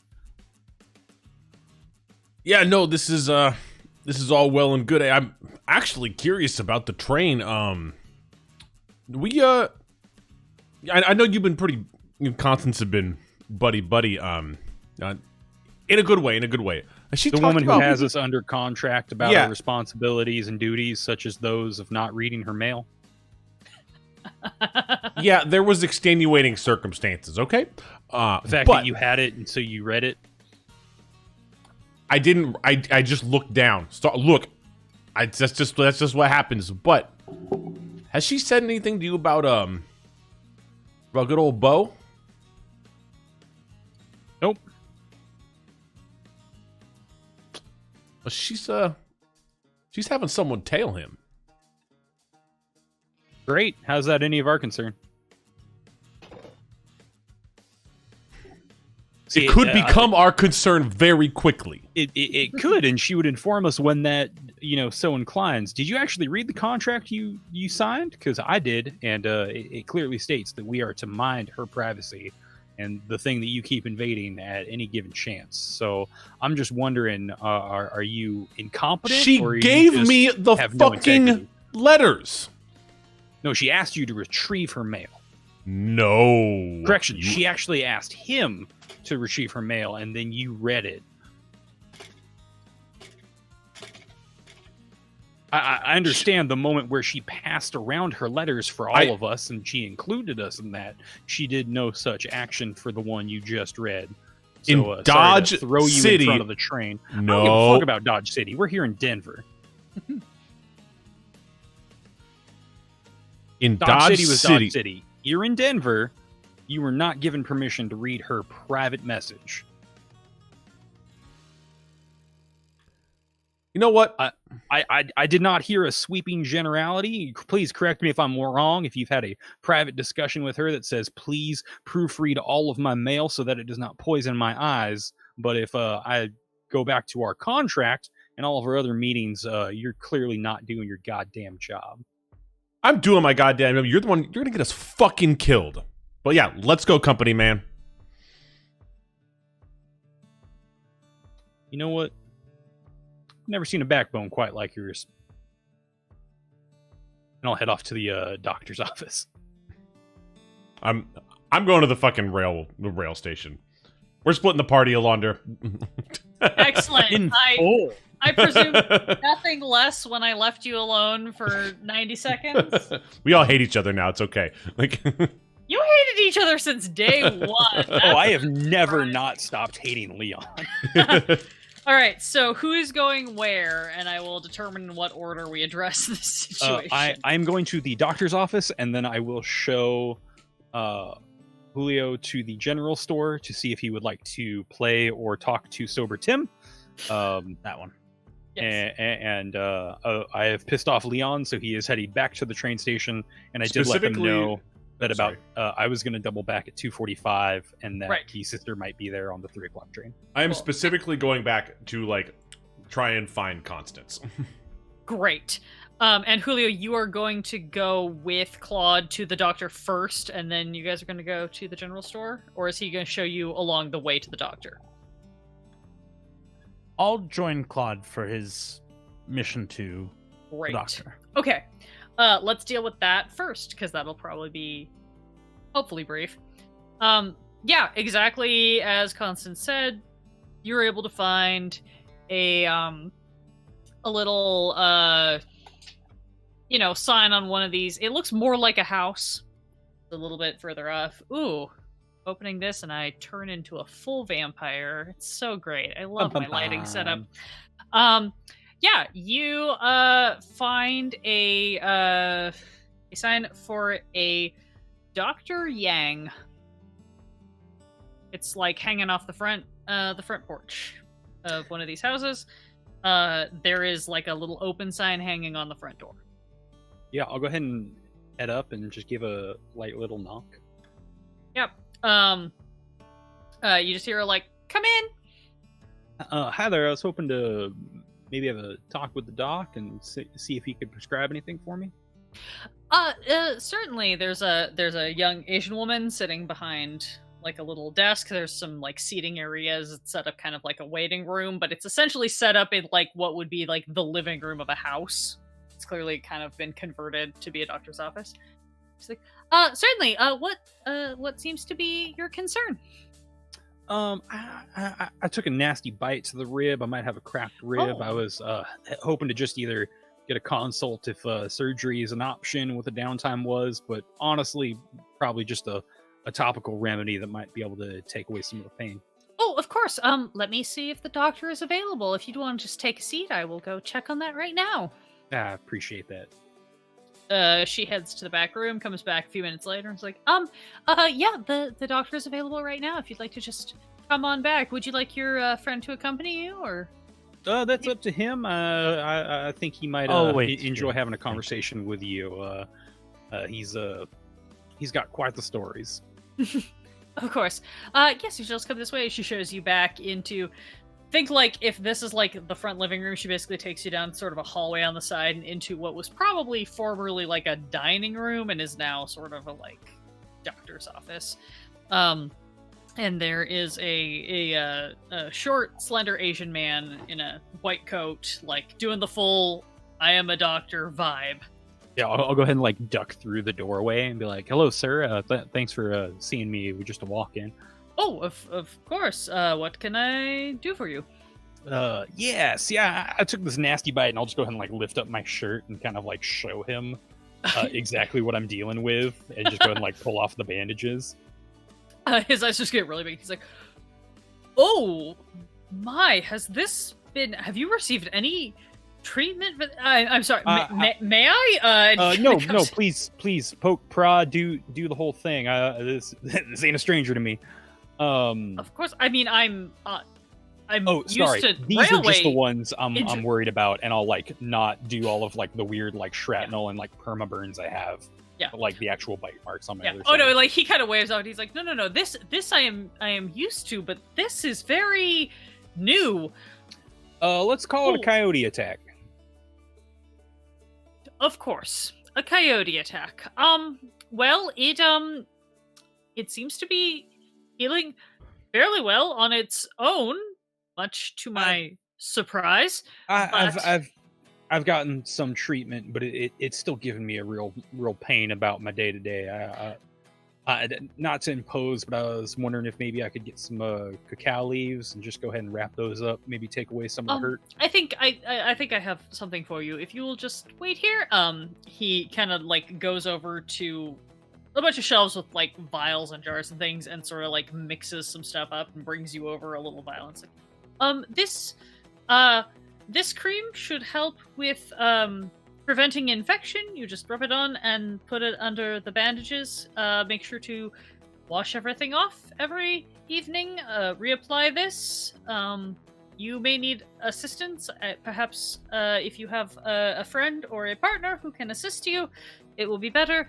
And if you like, and he like pulls off a slip and writes it, you may take this to the drugstore for a prescription for painkillers. I do not know if you need such a thing, but I don't know that I can do anything more than that without cutting it open and stitching it up again. Yeah, I don't really have that downtime. There's nothing. These painkillers, are they gonna, let me get my full range of movement back without wincing? Yes, just don't overdo it, lest you, I'm sure you have seen what happens to your compatriots who get too reliant on, say, the poppy or other such. Fair enough. Yes. Moderation is quite in my blood. Indeed. All right. Well, I appreciate it, Doc. Do I settle up with the young miss out there? Or? Certainly. Yes, it's this very I've seen many men in your line of work with worse concerns, but please do be careful. Do not strain yourself and try to get a good night's sleep. I do it as best I can, and appreciate it, Doc. Certainly. Yeah, you can settle up with the gal out front. It's gonna be like $10. Yeah, absolutely. But yeah, I will. You know what? I will see if I can go get Sober Tim to fill my prescription at the general store. I don't know if he's also a drugstore, but why not? That is our next stop, no matter what. 1876 alternate history. Denver is very progressive. They have the drugstore integrated into the general store. Whoa. Walgreens. Yes, they are the Whoa. predecessor of the modern Walgreens. They're God, doing great. great. So yeah, definitely head on down there. Try and get that. I'm out of game, just character game in it. I would like something to ignore that other -1 that I have, so my rolls are normal again. Is what I'm trying to go for, and Yes. I will pay out the teeth for it. Yes.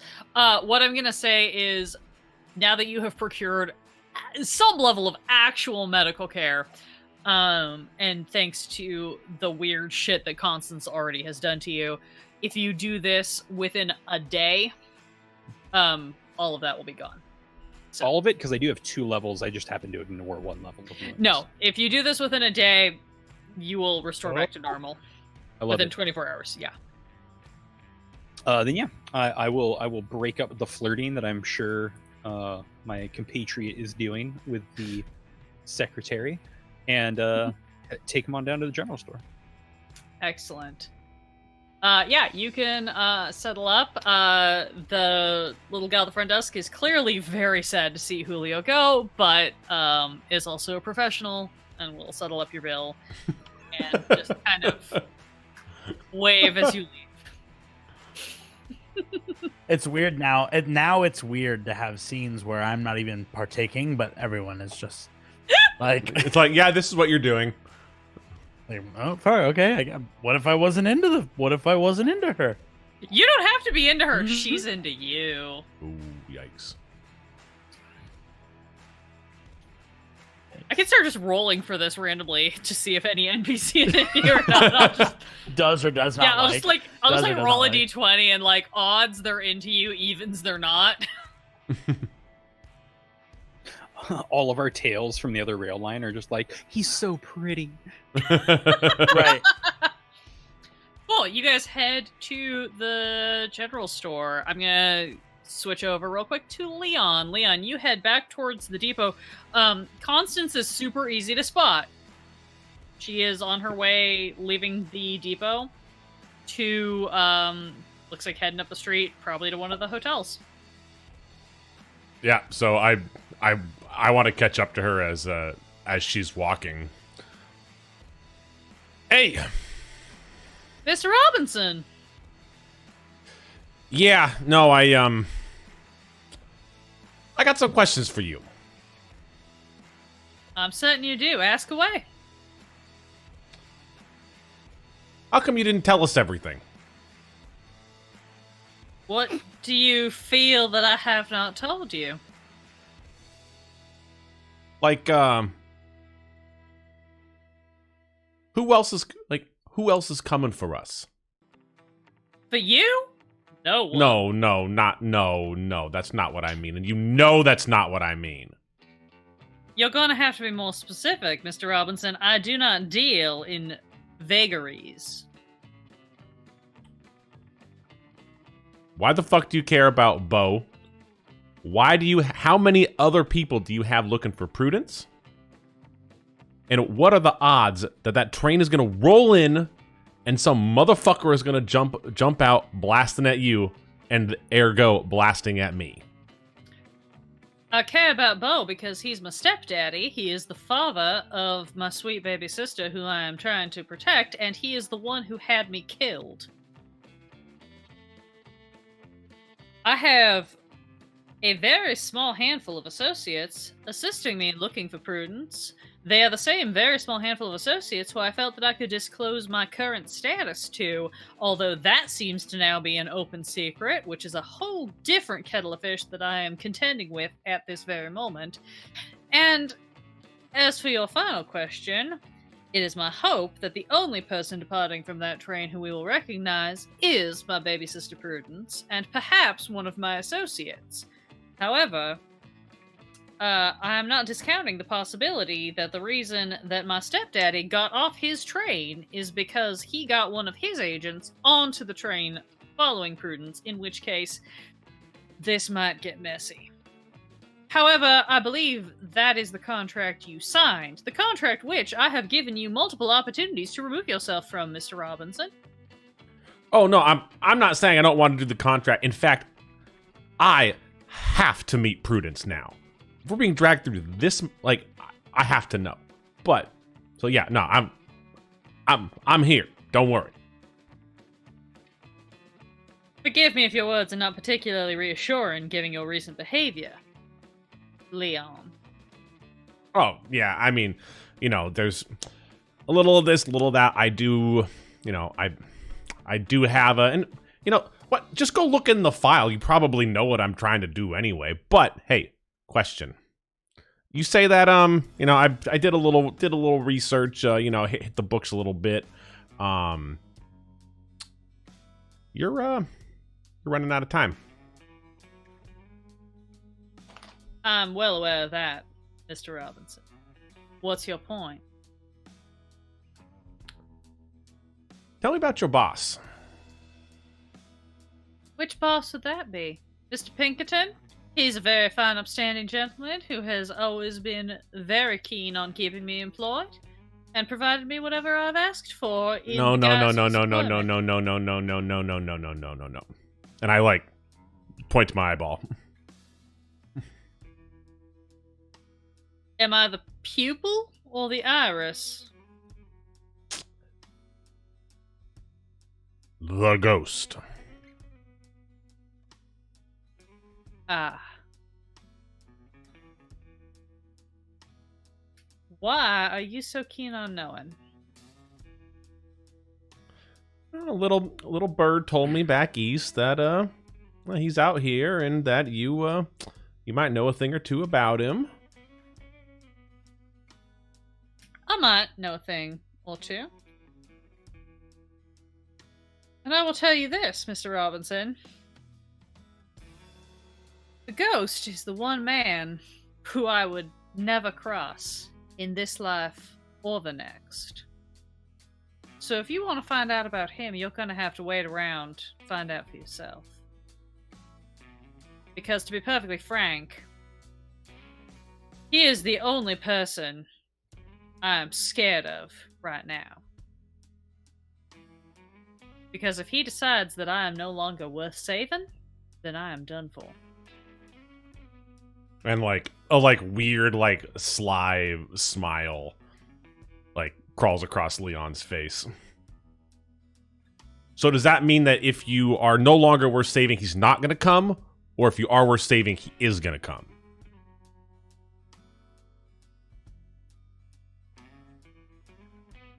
Full disclosure, Mr. Robinson? I don't rightly know. That scares me almost more than anything.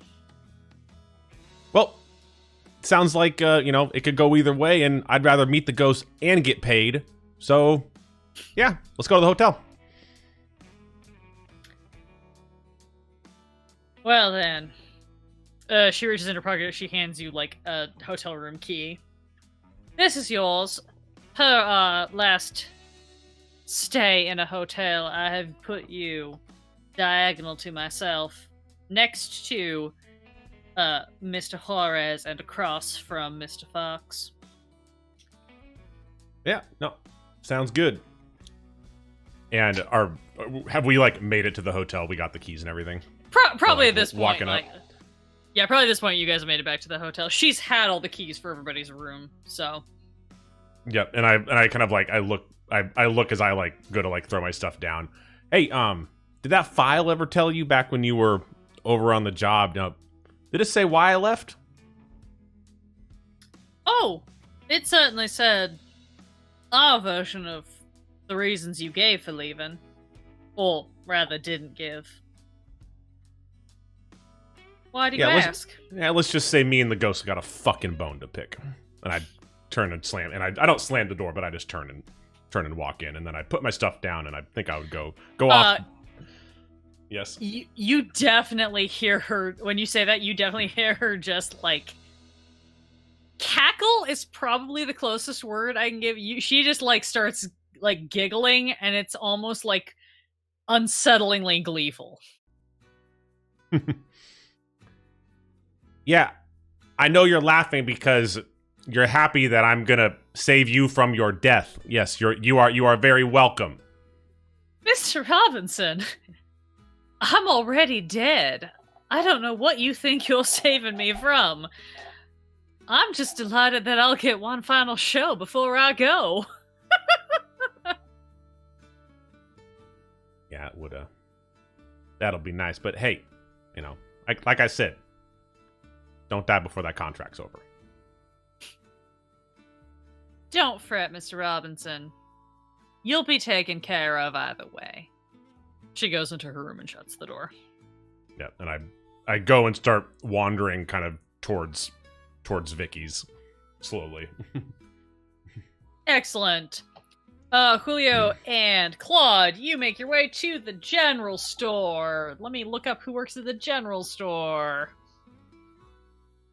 Yep, that's what I thought. Okay. Yeah, you guys make your way to the general store. It says Randy's General Store out front.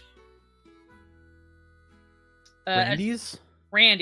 As you enter in, there's it's a pretty standard looking general store. There's like a bored looking dude behind a counter. There's a bunch of shelves of goods. There's some stuff that is clearly tucked behind him. And then off in the corner, you see the proto Walgreens version of like an inset kind of cubby area that is clearly like the drugstore that is attached to this general store. I turn to Claude and I'm like, what was the name of the guy I was looking for? Tim. Yeah, no, he doesn't own the place. Right. And I pull out my think I'm card this way and probably go talk to him. You guys headed for the main counter or the what looks like the kind of drugstore counter? Split the party. Yeah, I'm gonna head to the Like, so drugstore and get my prescription. Cool. Julio, you go to the main counter. Bored looking dude looks up. Yeah, can I help you? I'm bored. You look bored. And the rumor says that a man named Tim can give me a good game of cards. Yeah, you ain't wrong as long as you can pay for it. He points to the like other counter. That's Tim over there. Excellent. What's like around the general counter? He's got so behind the counter you see a lot of the stuff like tobacco products, the kind of stuff that would be easy to shoplift that you don't want to be shoplifted. And then on the counter there's probably like I don't know, probably some other like small goods. I'm trying to think what the 1876 bucket of nails. Yeah, like the 1876 version of the stuff you would pick up in the checkout line. Like, yeah, it's probably like a bucket of nails, maybe some like I don't know, like water flasks or something that are kind of hung up by the door, whatever. Okay. I think Julio like sort of feigns interest. He's like looks at a couple things and he's like, "Right, thank you." And he turns and walks towards Tim. Totally. And he doesn't say hi. He puts the deck of cards on the counter. Cool. And he says, "I understand that you play a good game of cards. Yeah, I've been told I play a good game of cards. Yeah, I got. Yeah, no, let me let me take. Thank you. Oh, yeah, strong stuff. Yeah. Yeah, I play an excellent game of cards. But first I gotta get this man his pills. So if you will Appreciate excuse me that. one moment, he ducks in the back. He comes back, gives you a little brown bottle full of pills. Yep, here you go. Don't take more than 2 in a day unless you really want to get woo about it. You know, in which case that's not my problem. Just make sure the doc refills you. Do you have the time? 138. How quickly do these kick in? It depends on how attuned you are to them. If you're not used to them, maybe like 15, 20 minutes tops. If you're, you've been taking them for a while, could be up to an hour, depending on how many you take. Appreciate it. I'll go ahead and just pull out one for now and pop that one. Totally. Then he turns back to you, Julio. So, cards, you say? Cards. What's your game?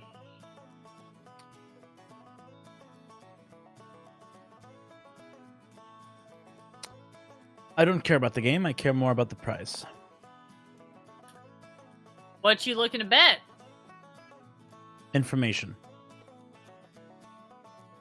What kind of information? Well, there's a good man who looks like me but isn't quite as good looking, and he's running around this town with a name similar to mine. And unfortunately, it's gotten me into quite a bit of trouble. And I'm tired of it. You see Sober Tim stop, and like, he, like, not like he was moving left, but he, like, freezes and kind of cocks his head for a second. And suddenly his eyes get big, and he's like, oh my god. Yeah, this ain't Hector. No, you are not Hector. And Julio like cuts to the deck and looks at him and says, "Do we still need to play cards?" And like while he does that, he puts his hand on his holster. Fuck it. Legal trouble be damned. Fair enough. Who the hell are you? Just a curious party seeking a guy who's been in some unnecessary trouble. Why don't you boys come around back where we can talk with a bit more privacy? Sure thing. He walks over, he like flips up the end of the counter so that you guys can come back behind. Yeah, Julio doesn't break eye contact the whole time, but he collects his cards and puts them in his vest. Totally. I think I'll take the pickaxe from off my shoulder and just start using it as a walking stick. God damn it. I keep forgetting you're just like wandering around being like 6'4" with a pickaxe over your shoulder the entire time. I choked on some water. Yes, so the way I see it is I definitely have Please don't like die, Nestor. my duffel bag with all of like my travel gear over like my right shoulder and like on down to my left side, and then I also have my pickaxe with just like the metal bar like over my left shoulder, and then the piece of wood just over the right with like my arm up usually. Yep. Yeah, he just kind of like waves you guys back and kind of like indicates, and you can see you come back behind the counter. There's like a couple sets of shelves, and you can see there's like another door into like a back room kind of back behind. He sort of motions you in that direction. Yeah, I think Julio unsheathes his gun at this point. He's like, okay, I've seen enough like backroom shootings. I'm not a part of that game. Do you head that way still though, or do you stop? Yeah. Okay. Yeah. No, I'll head that way, but I make it very evident that I draw my gun. I will also hold the door open for Tim, so that way he's in between the two of us. Yeah, he kind of initially follows you, and then as he gets up, he kind of like assesses Julio with the gun, you holding the door, and he just kind of like takes that and goes with it, and you guys duck. You get into the back room. It is half storage room and then half like some sort of workbench where he can clearly kind of like mix pills and powders and tinctures and things. He motions you both in. He shuts the door and he's like, "All right, who do you work for?" Really, I came to you with the gun in my hand, and you're going to ask me who I work for. Yeah, because I want to know if it's worth getting shot or not to tell you anything. Because depending on who you say you work for, I might just take the bullet. Sir, we're a private contract from back east, and actually this doesn't even involve who we work for. This is actually just a personal matter of our patriot here. If you had a person that looked exactly like you doing things that made people recognize you, wouldn't you be a little curious? Nah, I'd mind my own business and keep my nose down. Huh. Well, unfortunately for our friend Hector, that is not who I am.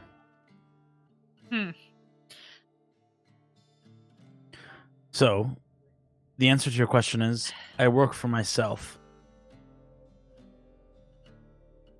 And I don't know that that's worth taking a bullet for, but I'll oblige.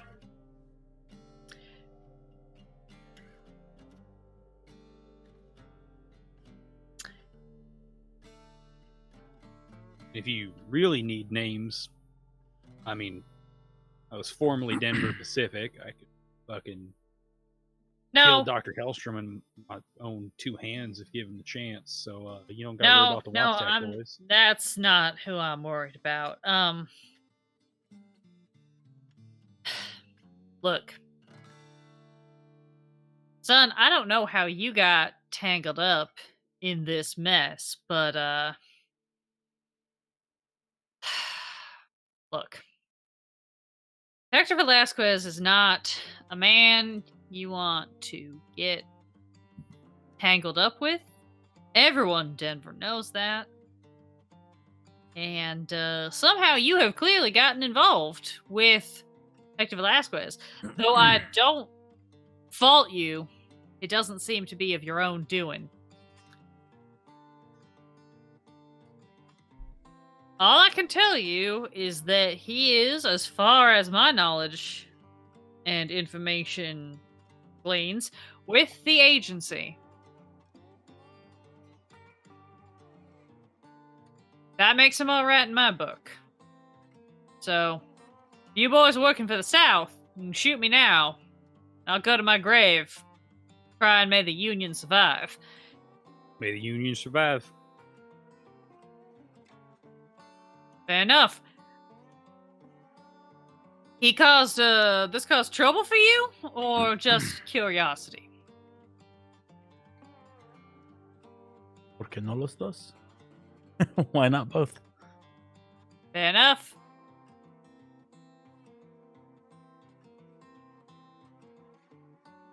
Hector is a man of many mysteries. I don't ask a lot of questions. He asks me for something, I give it to him. As far as I know, he's on our side. He's Where- doing the good work. Where can I find him? He's the kind of man who is hard to find unless he wants to be found. I just start putting it around that you're looking for him. Bound to turn up sooner or later, especially looking like that. I didn't even realize you wasn't Hector until I took a better look.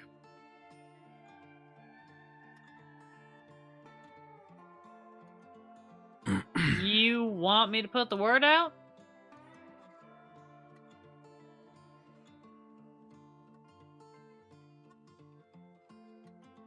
I think I can take care of that myself. All right. And Julio gets up and walks away. And as he walks through the door, he kind of turns back and he says,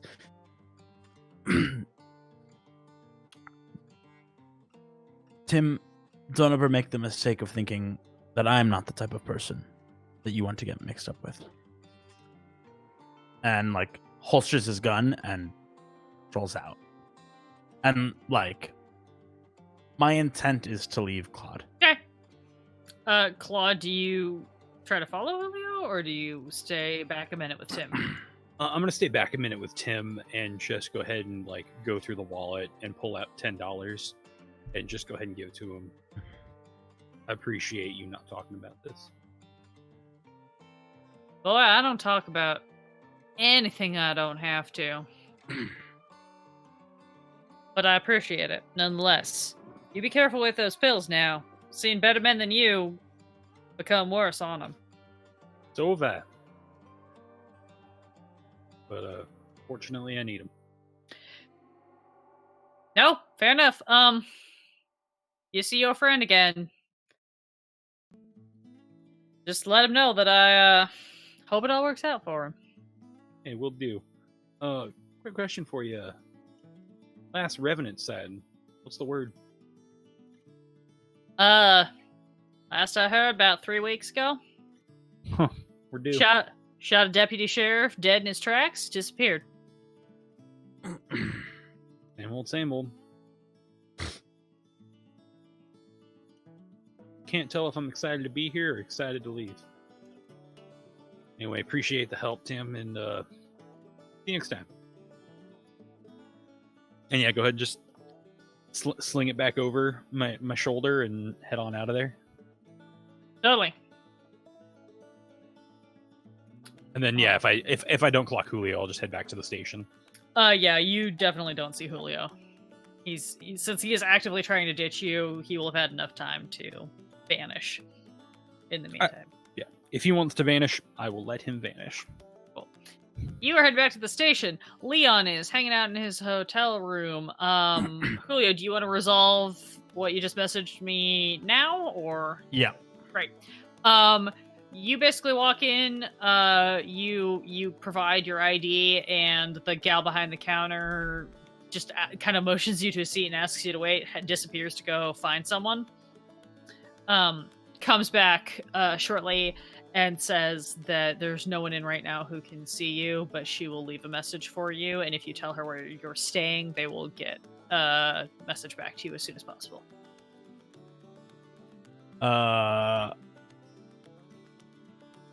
Very well. And I take out my notepad and I write on my book. I write on the page seeking meeting with Hector Velasquez, immediate attention required. And then I write like ID number. Yep. 67141519. Yep. And I rip it out and I fold it in half. I give it to her. Yep, she just like kind of takes it, and nods, and like, oh, very, very well. I will let you know.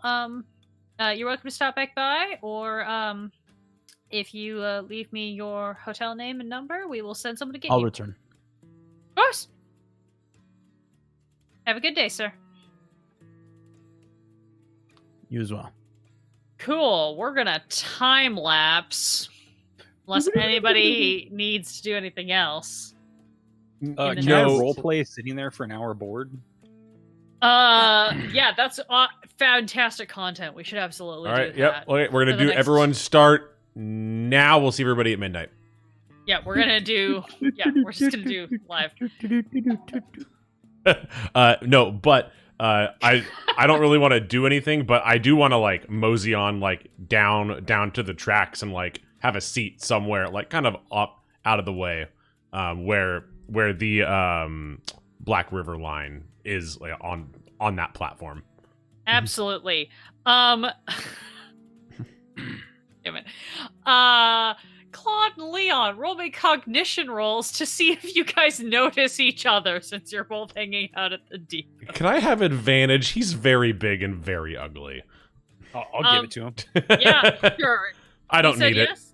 You I don't need it. I don't need I it. I don't know why you would ever ask for advantage on a fucking cognition roll. I rolled unless- a 22. Yeah, unless chat wants to fucking bust Jesus. you. I like that your lowest roll is still twice my roll. I got a 4/6 if it relies on sight. No, yeah, you guys both definitely like Leon. You notice Claude sooner, Like, you've been sitting there for a minute, and you kind of look over, and you're like, ah, fuck, there's Claude. And Claude, it maybe takes you another 10 minutes where you kind of, like, you're scanning, or maybe you're, like, you shift position because you're adjusting your smoke or whatever, and then you look over, and you're like, oh, there's Leon. Neither of you is, like, sitting super prominently. I've assumed you guys have found, like, benches or stuff that's tucked kind of out of the way, because you don't want to be in anyone's way while you're doing this. For But sure. Yeah. Yeah, I also you- definitely notice Leon. Damn it! You're so self-centered, Leon. I noticed Leon number 3, and I noticed Claude, and I just make no effort to wave him down, and in fact, I would much rather him just fuck off. Yeah. Oh yeah, no, you notice him, and you're just like, oh. Yeah, he's if he wants to come over, he can. Leon has no interest in like waving him down. Yeah, no, I no interest in flagging him either. I think the only thing I will do is figure out where this Black Rail line or Black River, yeah. Black River. I was like, that doesn't sound right. It's almost the Black right. River line is coming in, and I will have a stick of dynamite at the ready. And I'm gonna go ahead and give it 50 feet of wire. And Jesus Christ. Like, if I can, I will get it in position. But also, if it's busy enough, I will just lay back and have like the box kind of like in my lap, in my bag, just wired and ready to go. So if need be, I can just throw the stick and then put the plunger. Yeah, there's a fair number of people around, so I'm gonna say that like you can probably stealthily get this prepped, but you're not gonna be able to plant it anywhere without people noticing. Oh yeah, for sure. But I will still get a bench closer to where the Black River line is going to come through. Oh boy. Okay. This is Jesus Christ. Of all the things that I Okay. Yeah. You guys all hang out in the front. Sorry, Julio, what are you doing for this like little over an hour before this train shows up? You don't have to go back to the station. I just want to know before I kick off what they're going to have to deal with. What time is that? It's like just before 2 p.m. And this train that they're waiting for is due at 3. I'd say I'm probably at the hotel. Okay. Yeah. Yeah, you're totally able to show up at the hotel. Constance is in her room. You can hear her moving around when you get up to the rooms. The way it is oriented is Constance, Julio's across from Constance, Right. Claude is next to Constance, and Leon is across from Claude and next to Julio. No, I'm just gonna go into my hotel room. Great. Okay. It's about 3:05, and you guys hear the whistle of a train getting ready to pull into the station. Those of you who are down by the station. Anyway. I can't do it anymore. Sound Also file, pretty go. Right. Oh no, I used to be so good at this. Same. But now I'm like, Whoa, so realistic. yep. There we There go. we go. Hey. Did it. Yeah, you guys hear the train getting ready to pull in. And you guys can see it. You can see it pulling in. It is pulling in on the Black River track. Right around this time, Claude and Leon both give me cognition rolls again. Would love to. I forget. Have we actually seen like a picture of her, or would be able to No. recognize her? Absolutely not. Sick. That is a 7 for me if it's site based. Yep, this one is. That is a 10 for me. Great. So you both easily notice Constance show up. She shows up. Let me roll her cognition to see if she notices you guys. That would be a smart thing for me to do. We're sneaky snakes. Yeah, she doesn't really notice either of you, but she also doesn't seem to be looking, so that's fair. Yeah, she shows up and she like posts up like at kind of a a wall near kind of one of the main exit points of the depot. This train pulls in and people just start pouring off. Let's just roll Constance a pure luck check. That seems like the smartest way to do this. I thought you were about to roll that into combat. Let's just roll initiative. Yeah. Oh, Jesus. No. That was for much earlier if you guys had gone a far different route, but we're only at 3 o'clock, and I thought we were going to be at least 10 p.m. in the day by this point. But that's fine. We were supposed to kill the Revenant. Nestor, call me high or low, just because you're the one who's not here, so I'll let you participate. Hi. Hi? Great. People start pouring off this train. There's a huge flood of people initially, like everybody who's like rushing to get off, and then it starts to kind of trickle down. Both of you roll me cognition rolls. Both of you who are at the depot. Another one. It's for different things each time, so you have to keep doing it. It's a 16 for me. 13 for my sight. Oh, for fuck's sake. You guys both clock, as this kind of like initial flood dies down, now are just the last few people. You guys both clock a slender young blonde woman getting off a train. She's got like a valise. She's dressed very well. Like her clothes are very well made. And she looks a lot like Constance. Like, the biggest significant difference is the fact that Constance's hair is so fucking unnaturally red and bright that you would almost miss it, but you guys have also spent enough time with her now that it's pretty easy to clock this woman getting off, and you're like, oh, I would bet money that that is Prudence. They look seriously similar. I'm looking for a man that looks like Constance, maybe a little older. Getting off the train maybe after Prudence. Her stepdaddy? Her stepdaddy who's not related to her? Yeah, fuck off. Yeah. But yeah, I think that that Leon would probably be trying to clock Bo somehow. Like, fair enough. to like find someone who's like obviously I see someone who could be Prudence. Obviously Constance is gonna have that on lock. I want to see if I can see Bo. Okay. You have no idea what Beauregard Montgomery looks like, so Right. I will say I will let you give me a. Ooh, what would this be? Artillery. I want to make it something slightly other than cognition, some variant of that. Streetwise? I would say you could give me like, maybe like a streetwise or Streetwise. something to see if you clock anyone who looks like they are sketch or anyone who looks like they're maybe clocking this what about girl the same way you are. Maybe a Trackin' or Streetwise. Would that track? I'm down for Streetwise. I'm just throwing shit out there.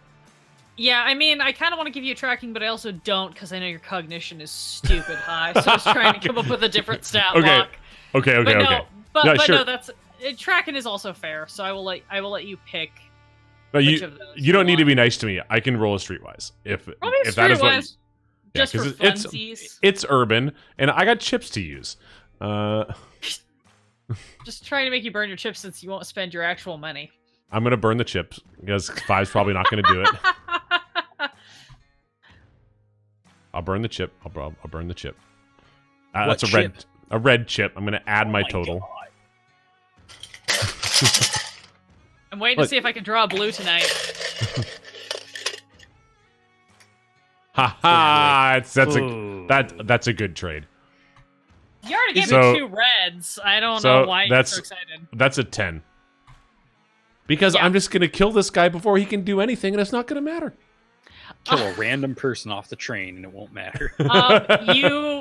You do notice one guy who is on basically like the woman who you're pretty sure is Prudence gets off one car, and on like one passenger car back you see a dude get off who kind of gets off and then like lingers to like light a cigarette, but you can tell like he's like doing this First of all, it's a weird place. Like, why would you stop and do this right next to the train when you could, like, walk further into the station? And second of all, you can see that he kind of seems to be doing a scan, but he's mostly looking back at this blonde woman with the valise. Yep. I want to, like, get up and start moving towards him sneakily, and that will be the end of my action. Right. I can roll for that as well. That's yep, fine. I need you to roll me a sneak, because you're going to roll against his cognition. To Fuck. see if he Okay, notices you. Spend another chip. That's fine. Draw it up. Meanwhile, while this is happening, go ahead and spend the chip and then tell me what your total is. That's an 8. Interesting. Okay. I'm very disappointed with my sneak, which is actually really good. I'm just getting totally screwed by the dice. I'm not busting, poor though. Baby. I'm not busting. You still could if anybody wants to spend those points. I'm just gonna keep throwing it out there. Yeah. Okay, so spending those points. Yeah, you're sneaking pretty good, but you definitely at one point kind of glance up at this guy and you like make direct eye contact with him. Like he doesn't make any move or anything, but he's like still pretending to like light his cigarette, and he just looks up. You guys make full eye contact. Claude, you see Constance start to move towards this woman. She's kind of like stepped off and she's kind of looking around like she's trying to figure out where she needs to go. And you see Constance just straight up like book it towards this woman. Towards the blonde woman who may be Prudence? Yeah, the blonde woman who is almost certainly Prudence based on how much they look alike. Yeah. Got it. I think I'll go ahead and zip up my bag, throw it over my shoulder, pickaxe over my shoulder, and also make my way in kind of a direct fashion over to the blonde woman. And as I approach, I'll go ahead and take my hat off for a polite introduction. Yeah. Constance gets there just a few steps ahead of you just because of positioning, and you see almost immediately this gal like full on like drops her valise and just runs up and like hugs her. And Constance like wraps her up and whatever, so you are now pretty well confirmed. Excellent. Yeah, I will just sit there like hat over heart, one arm behind my back, and just wait for them to. Yeah. Constance glances around. She finally spots you because we've thinned out at this point, and she just kind of like waves you over with one hand. Claude Fox, nice to meet you, miss. Hello, Prince Montgomery. Pleasure to meet you. And she like kind of pulls back from Constance a little bit and holds out her hand. She's real awkward. Yeah, I'll go ahead and take it and give it like the little shake. I won't actually like go to kiss her hand or anything. Yeah. Constance just kind of like still has an arm around her, like, all right. Well, given the circumstances, I think perhaps we should all head back to the hotel. Perhaps post haste before anybody else has a chance to depart. Absolutely. No, I think you might need this more than and I'll go ahead and just put my hat on top of her, just so that way they're both in the same style of hats. Yeah, Prince kind of like looks at Constance. She's got a little bit, you know, she's got a little bit of that like kind of like wild-eyed vibe, but it's definitely more the like teenager in over her head look than anything else. And Constance just kind of like keeps an arm around her. It's just like, it's all right, sugar. We're gonna head back to the hotel. Mr. Fox, do you want to join us, perhaps? I'll be right behind you. Excellent. We will meet you up at the rooms, if we get separated. Thank you very much. Like 8-9 feet behind them, but yeah, I will give them a little bit of space. Yeah. They start heading out. Leon, you're walking up on this dude who is taking way too long to pretend to light a cigarette. And he 100% like saw me and like knows that I'm walking towards him. Is that true? Oh yeah. You guys have made eye contact. He is now just watching you. So I walk up to him. So what's the play here? I beg your pardon? Yeah, no, like what? Why are you doing it? I am simply performing a job. Sir, I don't know what you're talking about. What are you doing? What is your, as you say, play here? Oh no, I was just walking and I kind of tripped and then we made some awkward eye contact. I mean, people say that that I do have a way with people sometimes, so I thought maybe we were connecting, but obviously that's not the case. I certainly don't find you an unattractive man, but you do not strike me as the type to approach strangers on this level of intimacy without some level of introduction. Yeah, no, I mean, I just saw you looking at the blonde lady. She's a why? very fine-looking girl. Was your eye not also caught, or do you not play on that team as well? Oh, I fully respect your choices. I personally can go either way, but if you do not, that's not a problem for me. I mean, look, I would never kiss and tell, but I respect that choice.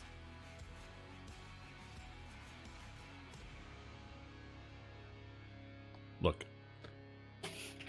if you look, I'm getting paid a lot to protect her.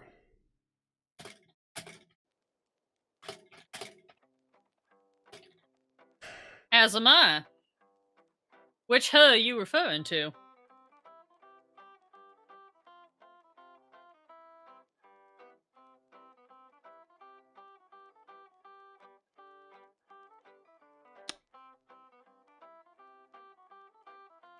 Maybe both, but hey, Here we go. we're getting a raid. Oh my god!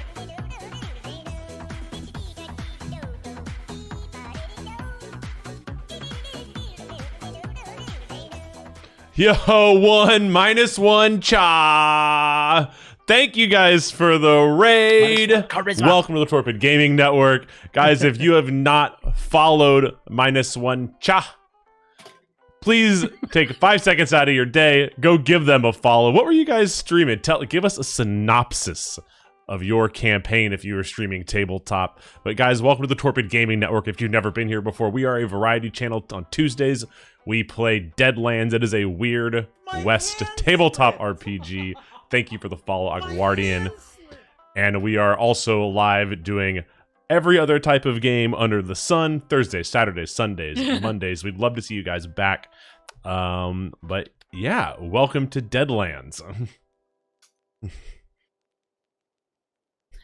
All right, so yeah, so this guy is just looking at you. He's got like his now lit cigarette in his fingers. He has not smoked it yet. He's just kind of like,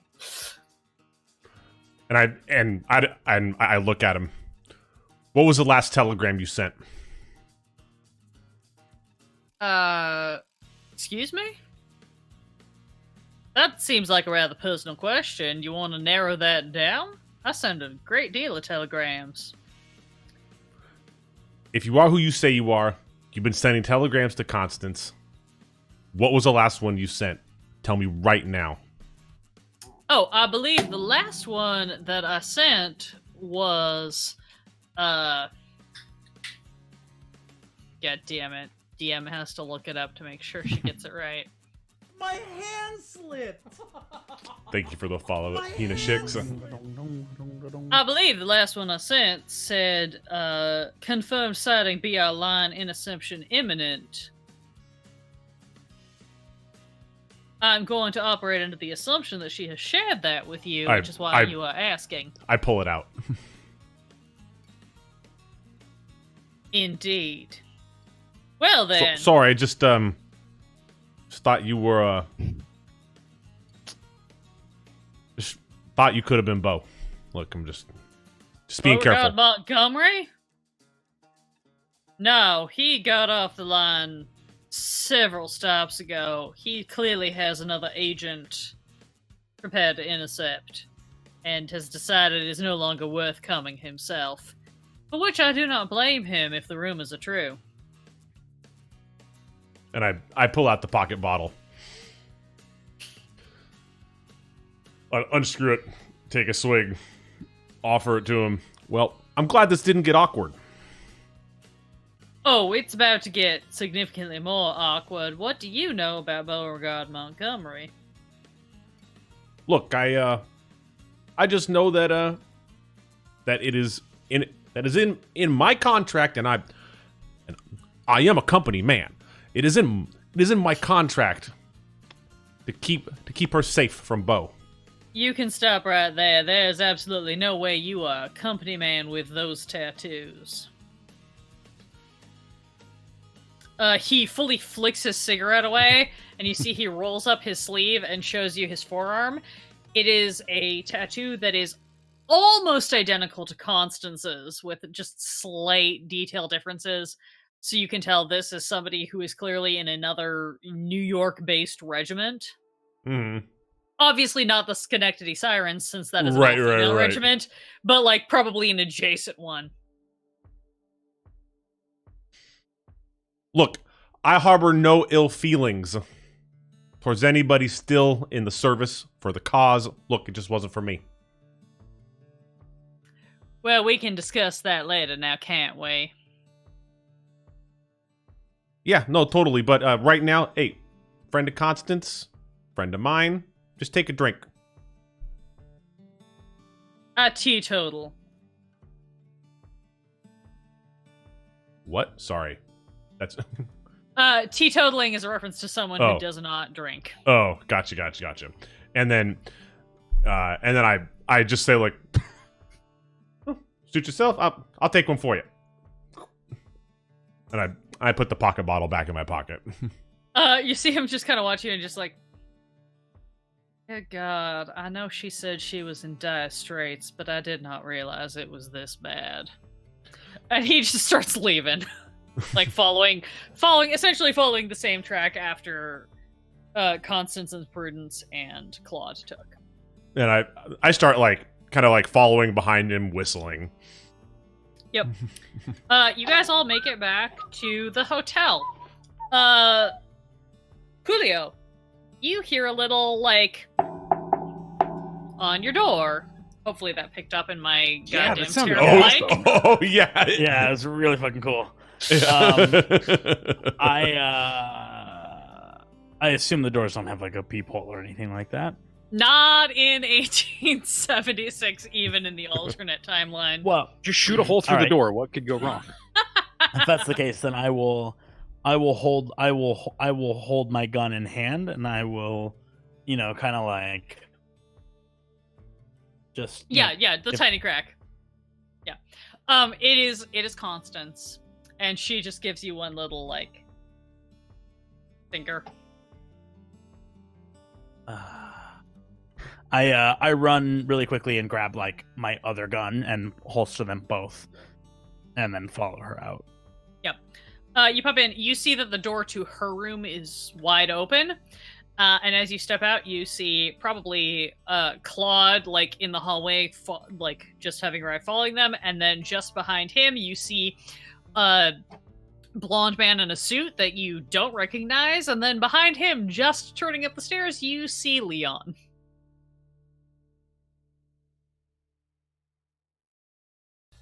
What is all this? Oh, look, hey, I made a friend. Hey, me and this guy, best friends. I still do not know who this man is, but you seem to be a friend of Constance, and therefore you are not in my bad graces yet. I'll just Yes, look, well- I'll look from the blonde man and just double check in with Constance that he is legit. I'll look at the blonde man and say, "Well, don't count that too soon. He still has time to tend to your poor graces." And I'll turn to Constance and say, like, "What exactly is happening?" Do I see You Prudence? don't. You see Constance kind of standing in the door of her room, Okay. and she just kind of like waves everybody, and she's like, gentlemen, perhaps you could all come in so we could get a little bit of privacy before we enter into discussions." Okay. Yeah, I'll walk into the room. Right. I'm assuming everybody else will also come into her room. I'll pause at the door and hold it open for Leon and Blonde Man, and as he goes by, I'll just be like Claude and reach out a hand for an introduction. Oh yeah, he'll turn and shake him. Charles, nice to meet you. Much obliged. And then yeah, just kind of usher him in and close the door. Excellent. It's a little cramped getting everyone in this tiny room, but what you now have is you see a blonde woman, Prudence, who is now kind of awkwardly kind of perched, sitting on the edge of the bed, looking a little bit kind of just like deer in the headlights.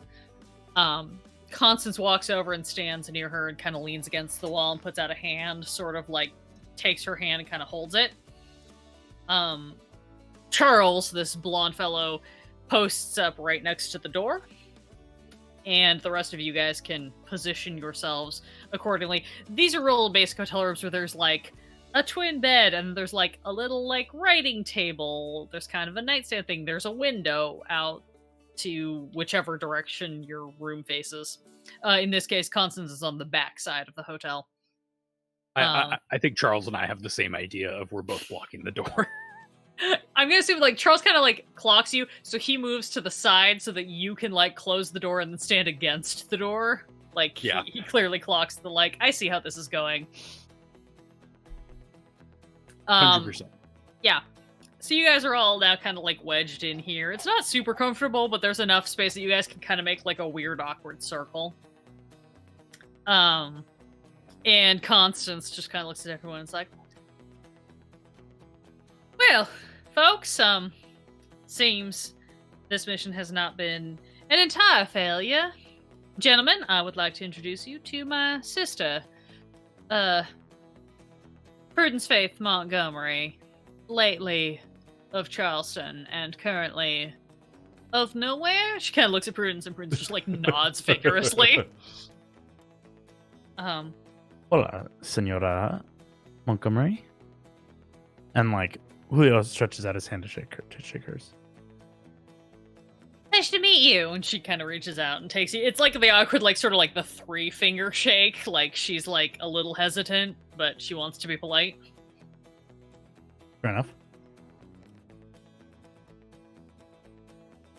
Well, gentlemen, my sister has informed me that, as I feared and suspected, her reasons for leaving were not altogether altruistic. And, new mission begins. If you are willing to continue with this brief. My stepdaddy is apparently hot on our tails. He has sent someone after us. Not just any someone, but someone with whom I have a particular engagement planned, as it were.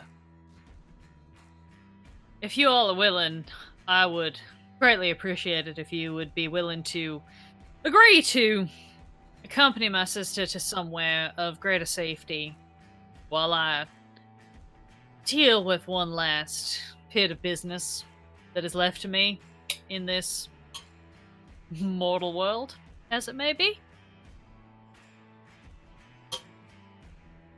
I believe that's doable. I believe our contract fully outlines a return service. Would have preferred if it were both of you heading back east.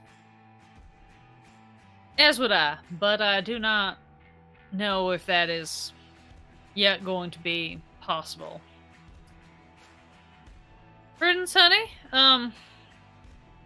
these gentlemen have helped me out thus far. You willing to stick by them if they're willing to help you out further? And she just kind of like looks around at all of you again, like super deer in the headlights. If Constance is like the most terrifying version of like the sexy redhead you've ever seen, Prudence is basically like the Disney princess blonde version of that. Gotcha. Okay. Yeah, like they look very similar. Prudence clearly only has like a modicum of an idea of what is actually going on, and she's just kind of like, if Constance says it's fine, then it's fine, I guess. And she's like, you know, not an assassin. Oh, no, you're pretty sure she's probably never killed a fruit fly. She probably cries when spiders accidentally Gotcha. die. She cries when rabbit gets served for dinner. Oh, yeah, no, she's very sweet. You can just feel the aura coming off of her. Alright, this is gonna be challenging, to say the least. Charles, I appreciate your efforts thus far, but I think you and I may have to stick around here and, engage with some other issues that are about to come up, and, I'm gonna give you one last opportunity. Leon, Claude, Julio, if you wish to end this contract now, now's your opportunity. No hard feelings. You have more than fulfilled the terms of duty that I have outlined, and I will pay you out right now, and you are free to go your way. But, I am truly hoping that, my supplication will appeal to you, and you will be willing to help Prudence find her way to some place of relative safety away from our stepdaddy. I need to head back Julio east. stands up. Happy to head back. And, oh, go ahead. Yeah, no, Julio stands up and. Oh shit! Sorry, we're like double crossing each other the whole time. Go, go, go, go, go, go, go, go. Claude, you go first. You go. Okay. Yeah, no, I'm heading back east. I'm happy to take another with me. I'll be sure to get myself back there safely, and I've got a few ideas, and I'll pick your sister's brain about where she might best be. Miss, I'm happy to escort you back to some semblance of safety, and I'll do everything in my power to make sure your daddy don't find out where that is. I appreciate that. Julio stands up and flares his guns and is like, "And who exactly should we be expecting behind us, Senora Constance?" She kind of like looks over at Prudence and kind of looks back at you. Well, now that we have confirmed a few things, it seems that not only did my stepdaddy order my death, he is now aware that that death didn't stick. So, you're looking for someone who is looking for me. To be more general, someone who is looking for the supernatural to be assisting in this particular retrieval mission. Prudence, honey, you wanna say anything? And Prudence just kind of looks, and she's just like big eyes the whole time. She's like, well, I don't like to speak ill of anyone, but I think Daddy knows I tried to help Constance with some stuff, and I think he might be after me too, and I'd really like to just not be here. If that's all the same. He certainly tried following me. I think I gave him the slip, but I'm not positive. I'm not as good at this as Connie is, so I'm doing my best though. All right. You have an ETA for your shadow? Aside from this one, she points at Charles, and Charles just kind of like hangs his head, like, "Oh shit, I got made." A ETA for the man looking for your sister. Oh, he's already here. As far as I can tell. He got here long ahead of me. I think he, she looks back over at Constance, and Constance just kind of like looks at you. Oh yeah, no, he's, he killed that girl back in Topeka. He's been following us ever since.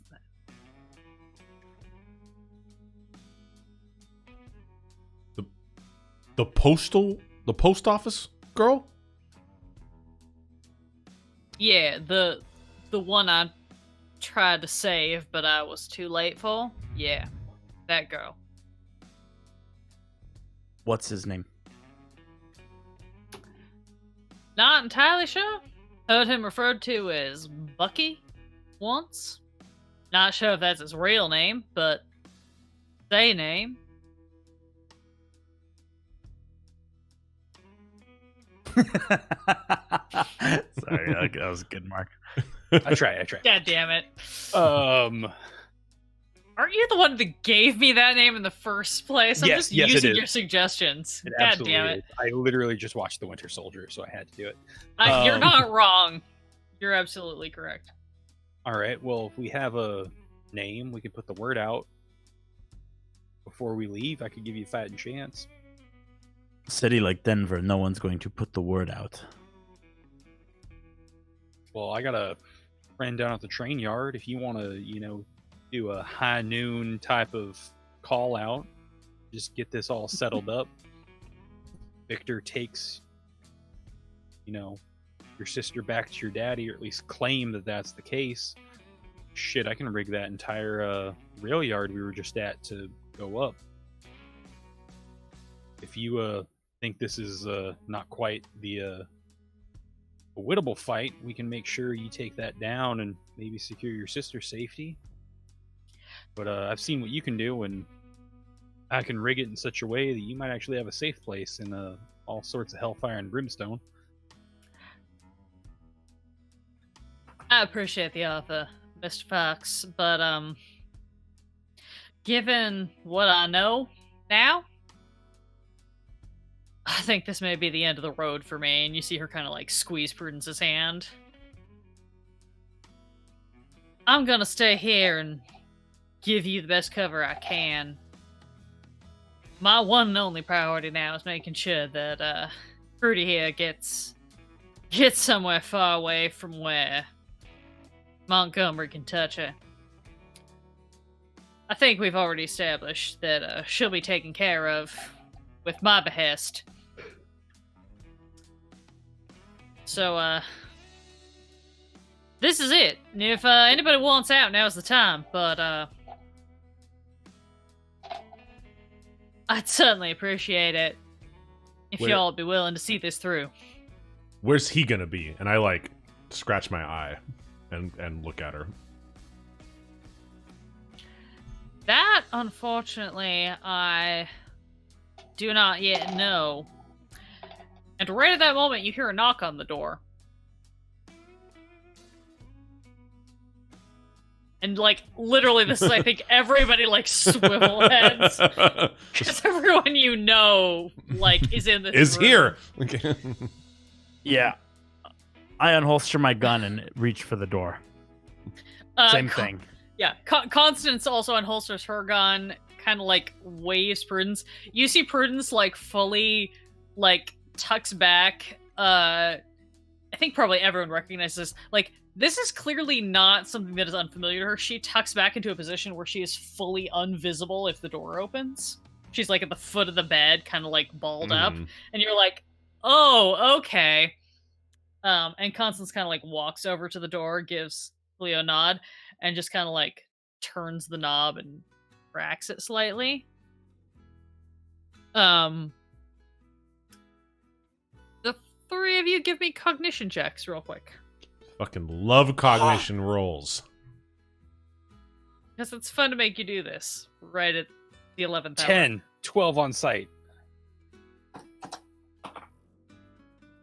We all got 10. I got 10.